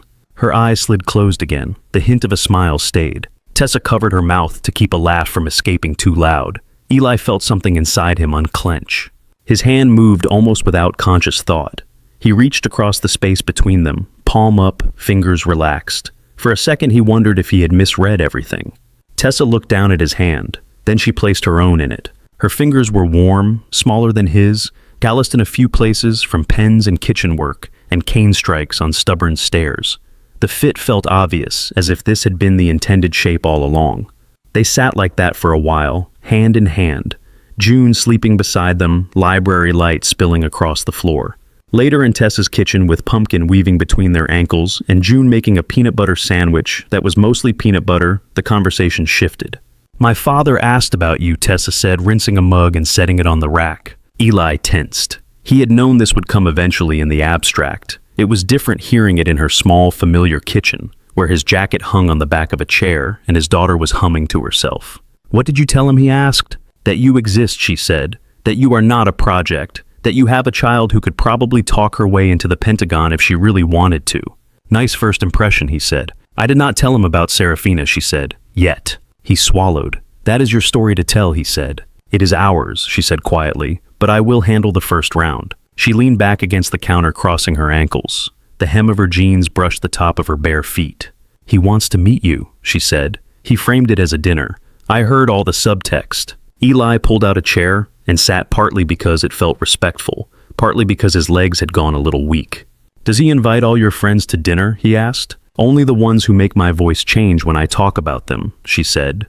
He tried to find somewhere to rest his eyes that was not her face. The toaster, the plant in the corner, the magnet shaped like a lemon on the fridge. What do you want, he asked. Her fingers drummed lightly on the countertop. I want you to meet him, she said. Not because I need his permission. I learned a long time ago that living for that will kill me, but because he is a huge part of my life, and if you are going to be in my life in this way, you should know what you are dealing with. You think he will like me? Eli asked, aiming for light, not quite hitting it. I think he will interrogate you, she said, then decide if you are worth being decent to. Comforting, he said. She shrugged. He has reasons. People have used him and me enough times that suspicion feels like common sense to him. He let that settle. When he asked, next Saturday, she said, late afternoon, he is making dinner. That is his way of pretending this is casual. It is not. June slid a plate onto the table, a peanut butter sandwich cut into 4 triangles, not quite equal. Who is making dinner, she asked. Tessa's dad, Eli said. They want us to visit. June's eyes gleamed. Do they have a cat, she asked. They have a housekeeper with allergies, Tessa said. So no. But there is a very serious piano and more chairs than any one person needs. Can I go, June asked. Eli looked at Tessa. Tessa shook her head almost imperceptibly. Not the first time, she said. Let me see how it feels. Then we bring in the chaos agent. If I cannot go, you have to bring me back data, June said. What he smells like, what kind of shoes he wears if his kitchen is taller than this one. I will take notes, Eli said. June seemed satisfied with that. She picked up a sandwich triangle and took a bite large enough to leave peanut butter on both cheeks. Tessa wiped it away with the corner of a napkin. Eli watched her. Watched the easy way she moved around his child now, as if some unspoken barrier had shifted. You can say no, she said quietly to him a few minutes later, when June wandered off to coax Pumpkin into a cardboard box. To meeting my father, I will not hold it against you. He is a lot. The house is a lot. The whole thing is designed to make people feel small, which I find extra hilarious given my situation. I already feel small most days, Eli said. I am used to it. That is not a requirement, she said. He thought of the bridge again, not a real one this time, but the one that kept appearing in June's drawings. The arc between who he used to be, who he was trying to be, and where Tessa stood. I want to go, he said. He is your family. You and June are mine. That feels like information we all need. Her expression changed at that. Something open and startled and pleased flashed across it, gone quickly, but not denied. Okay, she said. She reached out almost absently and tugged at his shoelace where it had come loose, tightening the knot. The contact was brief, practical. Still, it sent a small shock through him. Cannot have you tripping over yourself in front of my father, she said. He would never let us live it down. He looked down at his securely tied shoe, then back up at her. We, he repeated. She smiled. We, she said. The Langford house did not have an address so much as a presence. Eli steered the Honda through a set of iron gates in Medina tires, crunching softly on the gravel drive. Old trees flanked the path, trunks thick and moss-lined branches knit overhead. The house appeared slowly pale stone, and long windows, the kind of place that looked like it might have opinions. Beside him, Tessa sat with her hands folded around her phone. She wore dark slacks and a soft cream blouse, boots polished. Her braid had been traded for a smooth twist at the back of her head. Breathing is still allowed, he said. I will get back to you on that, she replied. June was at a classmate's birthday party, armed with a gift bag and strict instructions not to feed cake to the host's dog. Eli was grateful. He was not sure he could handle both his daughter's curiosity and this house in one afternoon. He parked where Tessa pointed, just short of the front steps. The facade rose above them, clean lines and symmetrical windows. 2 big stone planters flanked the door, each holding a clipped shrub shaped into a perfect sphere. This is a lot of shrub for one man, Eli said under his breath. Tessa's mouth twitched. He likes neat edges, she said, of things he can control. The front door opened before they could ring the bell. A man in his early 60s stood framed in the doorway. He wore a navy sweater and dark jeans, apron strings visible at his back, as if he had been pulled away from a stove. His hair was mostly silver, his posture straight. Tess, he said. His face changed in a way Eli recognized, a sudden softening around the eyes that had nothing to do with money or status. She stepped forward. Hi, Dad. He leaned down so she could kiss his cheek. His hand rested on her shoulder for a second longer than necessary, a small anchor. Then his gaze shifted to Eli. You must be Eli, he said. He offered his hand. His grip was firm but not crushing. I am Charles. Thank you for having me, Eli said. Come in, Charles said. I promise the house looks worse from the outside. Inside it was quieter than he expected. There was no bustle of staff, no parade of people, just high ceilings, polished wood floors, and the faint smell of roasted garlic drifting in from somewhere deeper in the house. Sunlight angled through tall windows, falling in clean stripes on the rugs. Eli's boots squeaked faintly on the polished surface. He wished briefly for quieter shoes. Charles led them toward a wide, bright kitchen. Stainless steel gleamed. A pot simmered on the stove, steam curling up. A baking sheet with sliced bread sat ready beside a bowl of olive oil. You cooked, Tessa said, genuine surprise in her voice. Some of it, he said. Do not let the apron fool you. The dessert is beyond my skill set. We will credit Sophia for that. So you did conscript someone, she said. I am not a complete fraud, he answered. The way they traded lines told Eli this was familiar ground for them. A little formal, a little teasing, like 2 people who knew the shape of each other's defenses and chose not to push too hard. They ate at a long table in a dining room, with floor-to-ceiling windows looking out over the lawn and Lake Washington beyond. Boats cut slow lines across the gray water. The food was simple but perfect. Tomato soup that tasted like late summer grilled salmon with lemon-crusty bread. For a while, conversation stayed on neutral topics. Nora's construction company, June's fascination with horses and dragon bridges, the logistics of running a shipping empire in a world of supply chain snarls. You work nights at the warehouse now? Is that right? Charles asked at one point. Not anymore, Eli said. Nora hired me. I started last month. Charles's eyebrows rose. She does not bring people on lightly, he said. That speaks well of you. Tessa made the introduction, Eli said. I am trying not to embarrass her. That is my job, Charles said. I have tenure. Tessa rolled her eyes, but her shoulders dropped a little. When the plates were cleared and coffee poured, the conversation shifted. Tess tells me you are raising your daughter on your own, Charles said. Yes, Eli said. Her mom passed away when she was 4. I am sorry, Charles said, and for once the words did not sound like a formality. I cannot imagine that. Eli nodded. He let the steam from his coffee fog his glasses for a moment before blinking it away. He could have left it there. He could have stayed in the safer parts of the story, the ones that made him look like a man doing his best in a bad situation. The other part pressed against him. Serafina. $600. A black dress and the flicker of candlelight. I should tell you something, he heard himself say. Tessa's hand resting on the table near his went very still. Charles's gaze sharpened. "All right," he said. "I like when people volunteer information. Saves time. The night I met your daughter Eli began. I was not supposed to be myself." He felt Tessa draw in a breath, but she did not speak. At Serafina, Eli went on. "Your friend's son did not want to go. He paid a friend of his to find someone to go in his place. Someone who would make the evening bad enough that Tessa would not want to do that kind of favor again. I was that someone." The dining room seemed to shrink. The sound of the clock on the far wall ticked into the spaces his words left. Charles set his coffee cup down very carefully. "You took money," he said slowly, "to make my daughter's night unpleasant." "I did," Eli said. His mouth felt dry.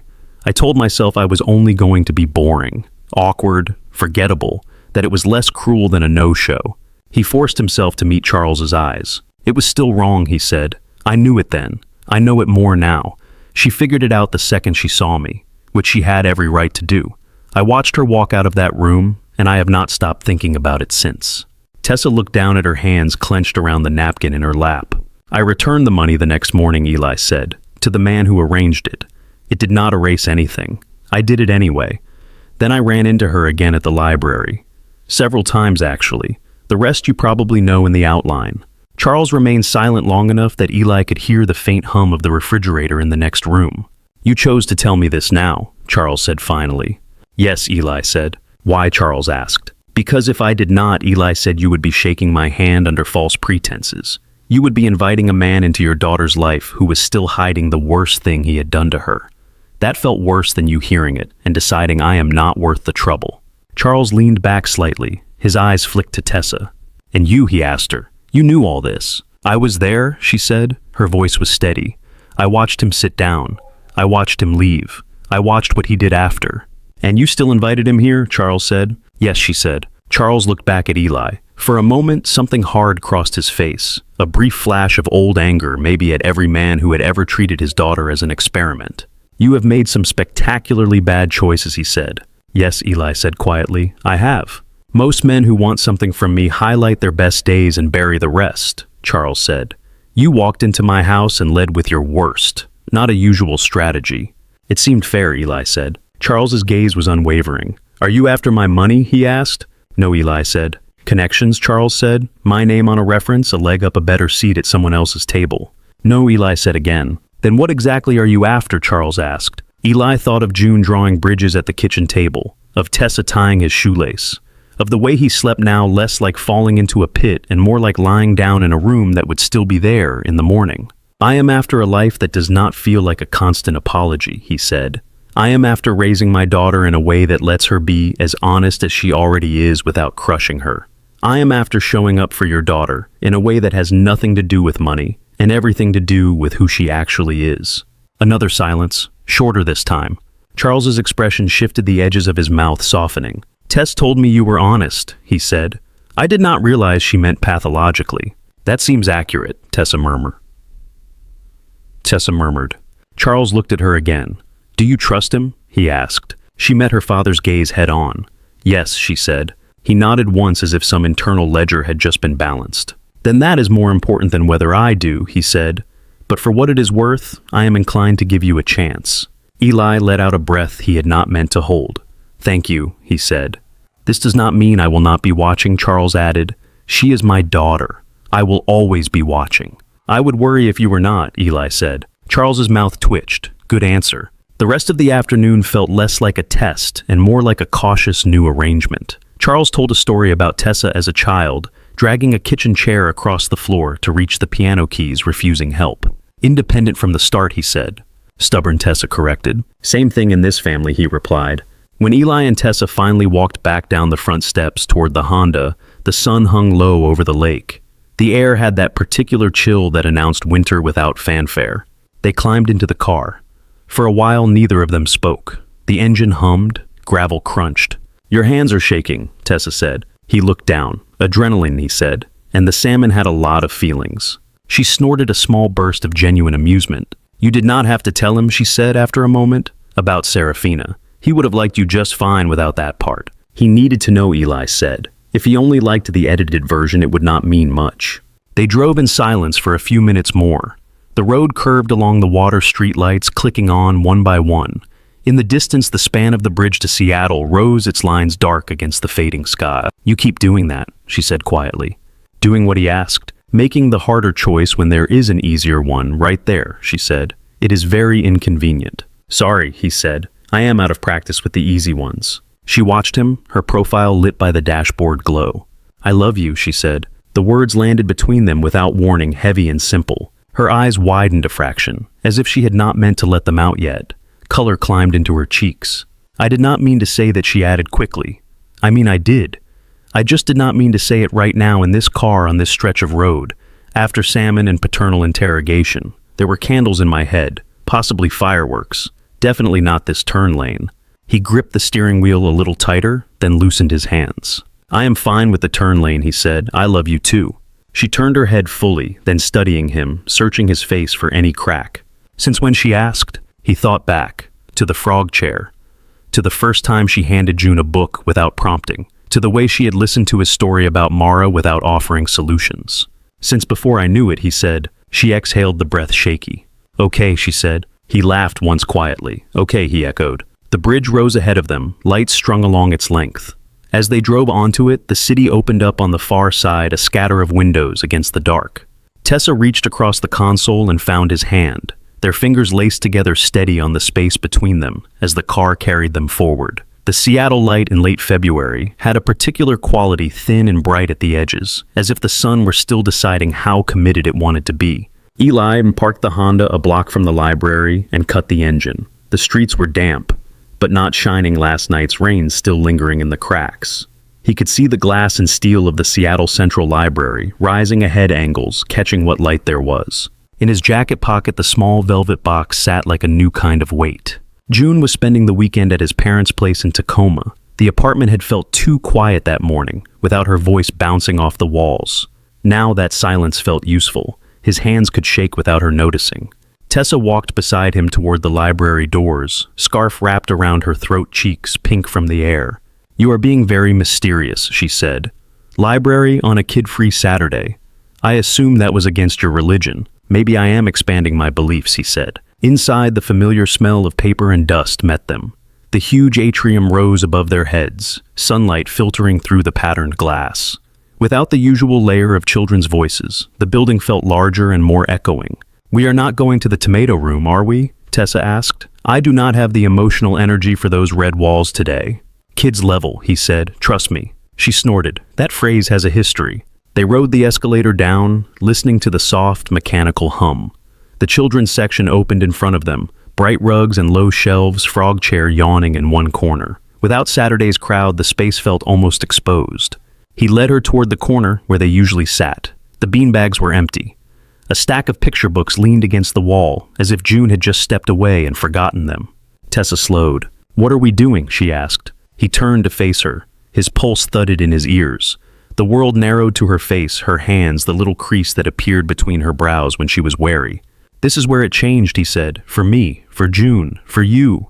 Where you ambushed me twice," she said, but her voice had softened. "The first time, yeah," he said. "The second time you let me stay." He dropped to one knee. The carpet brushed his jeans, rough and familiar. His hand found the box in his pocket and brought it out. The lid creaked a little as he opened it. Tessa stared down at him. Her eyes went wide. For a heartbeat, she did not breathe. Inside the box, the ring sat on its small cushion.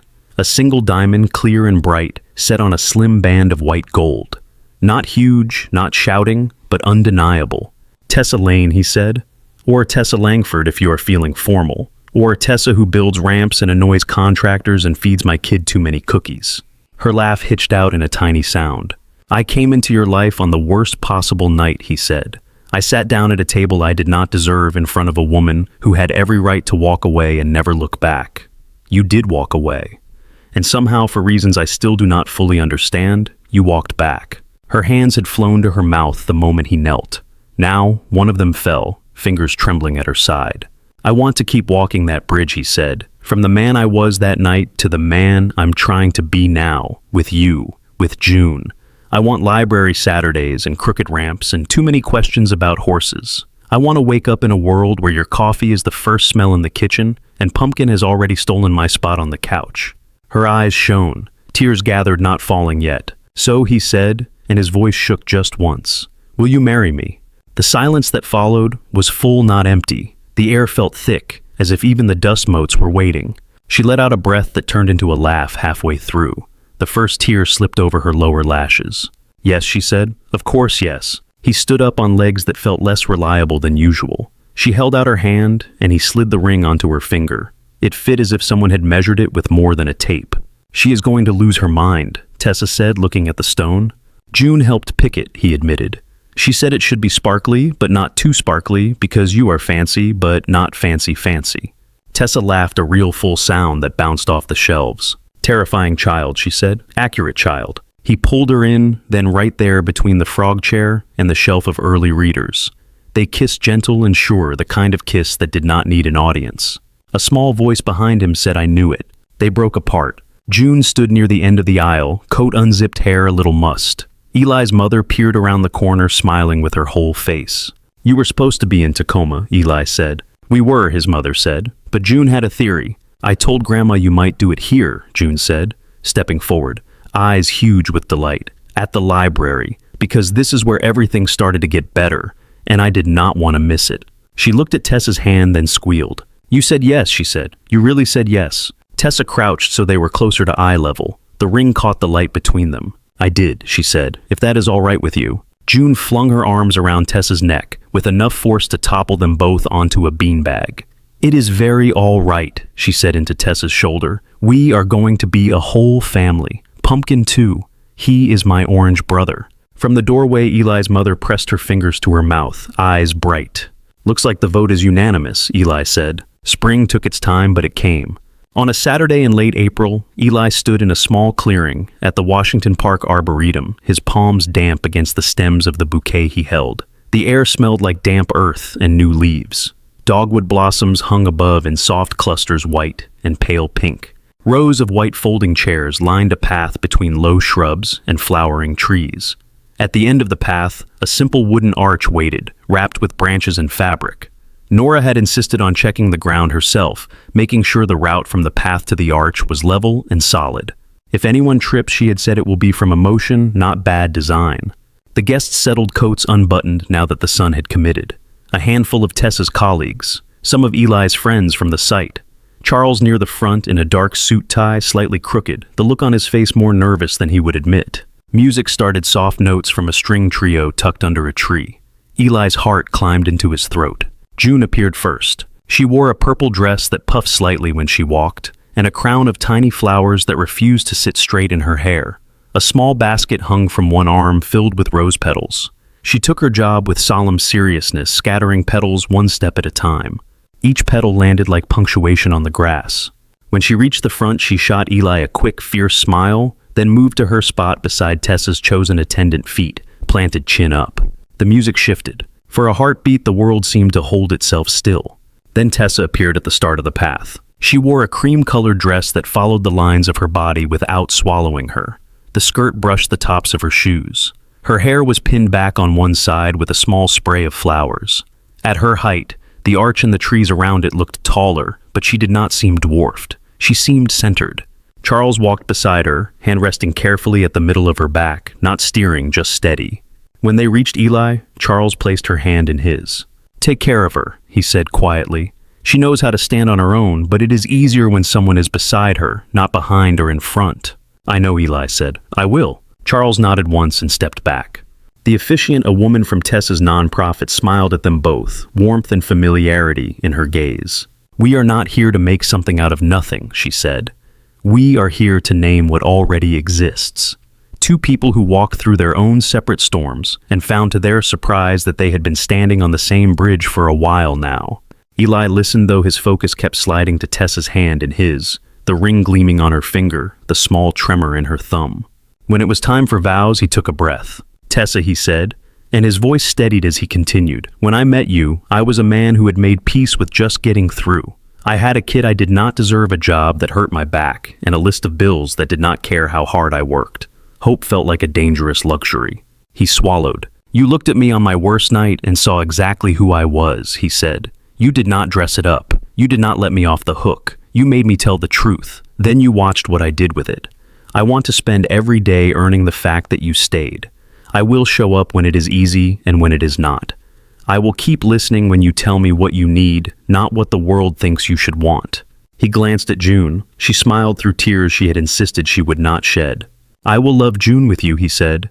"I will stand in the doorway when she has nightmares and build as many ridiculous blanket forts as needed. I will tie her shoes and teach her how to tie her own. I will keep building a life that makes room for all of us at our actual heights, not the ones other people decide." Tessa's eyes were wet. She sniffed once, inelegant and unconcerned. "My turn," she said. She took a breath that shook a little, then smoothed. "Eli," she began. "When I met you, I had built walls so high around myself that most people did not even see the person under them. They saw my height, my father's last name, their own reflection in all of that. I decided it was safer to be alone than to keep bracing for the moment someone turned me into a story they could tell without me." Her fingers tightened around his. "You walked into that restaurant and proved every cynical thought I had ever had," she said. "You also sat in a children's section and listened to my favorite 7-year-old talk about storms and dragons as if it mattered. You gave back money you desperately needed because you realized it was poisoned. You kept telling the truth even when it made everything harder. I watched. I doubted. I tested. You stayed." She let out a breath. "I promise to keep seeing you, as you are not as the man you were on your worst day," she said. "I promise to be patient when June asks me, for the 100th time, if Pumpkin can actually understand her, and to take her seriously when she draws a bridge and tells me where we are standing on it. I promise to keep fighting for doorways that are wide enough and thresholds that are low enough in our house and outside it." She smiled up at him through tears now. "I do not need you to be a hero," she said. "I need you to be honest and present and stubborn in the right directions. You already are." There was a quiet in the garden that was not really silence. Leaves rustled. Somewhere a car door closed in the distance. The guests shifted in their seats, wiping at eyes, smiling. The officiant nodded. "By the power of the state of Washington," she said, "and by the much older power of two people deciding to keep choosing each other, I pronounce you married." They kissed. It tasted like salt and air and something steady. June cheered so loudly she startled a nearby bird into flight. Laughter broke out across the clearing. The reception was small in a greenhouse at the edge of the garden. Long tables under glass strings of simple lights, food that was more comfort than show. There was a low ramp at the entrance and wide spacing between tables. Tessa's colleagues noticed. Some of them told her so. She shrugged and said it felt obvious. At one point, Charles stood with a glass in hand. "To my daughter," he said, "who has been fighting the world since she could reach the countertops, and to the man who decided to stand next to her while she does it. There are moments in life that crack us open. Sometimes what gets in after that is not darkness, but more sky." He lifted his glass. The room echoed him. June climbed onto a chair for her own speech. Her purple dress bunched at the knees, flower crown slightly crooked now. "I knew this was going to happen before anyone else," she announced. "Because they looked at each other like the people in my books look at each other when the author likes them." The room laughed. "Now we are a family," she went on. "Me and Dad, and Tessa and Pumpkin, and Grandma and Grandpa and Charles, but he says I can call him Charlie when he is not being serious." She paused, then added, "This is my favorite chapter so far." As evening settled, the light outside shifted to soft gold. Eli and Tessa slipped out onto a small wooden footbridge that arched over a narrow stream behind the greenhouse. The boards creaked gently under their combined weight. The garden around them glowed in the last of the sun. The air was cool on their faces, warm at their backs, where the greenhouse shared its stored heat. Eli's shoes were the same pair he had worn the night of the interview with Nora, polished now, laces double knotted. Tessa's shoes were flat and simple, their soles gripping the wood without fuss. June stood at the near end of the bridge with a small sketchbook. She frowned in concentration, tongue poking out between her teeth as she drew. The pencil moved sure and quick. "You are on a bridge again," she called. "We are," Eli said. Tessa laced her fingers through his. The ring flashed once in the fading light. "Where does it go?" Tessa asked. June looked up from the page. "From before to after," she said. "Same as always." She went back to drawing. Behind them, inside the greenhouse, friends and family raised glasses, plates clinked, someone laughed hard enough to lean on the table. Pumpkin, who had been granted special indoor privileges for the evening, was likely curled in a corner under someone's chair, pretending he had not already been fed twice. On the bridge, Eli and Tessa stood side by side, hands joined the wood solid under their feet, and the water moving quietly below. The city hummed in the distance. The garden breathed around them. For the first time in a long time, the future did not feel like a threat or a test. It felt like a path stretching ahead, the planks worn smooth by use wide enough for 3 people and an orange cat to walk together. Thank you so much for listening to today's story. If this story resonated with you or made you reflect, I'd love to hear your thoughts, so feel free to share them in the comments below. And don't forget to like, subscribe, and hit the notification bell so you won't miss the next story.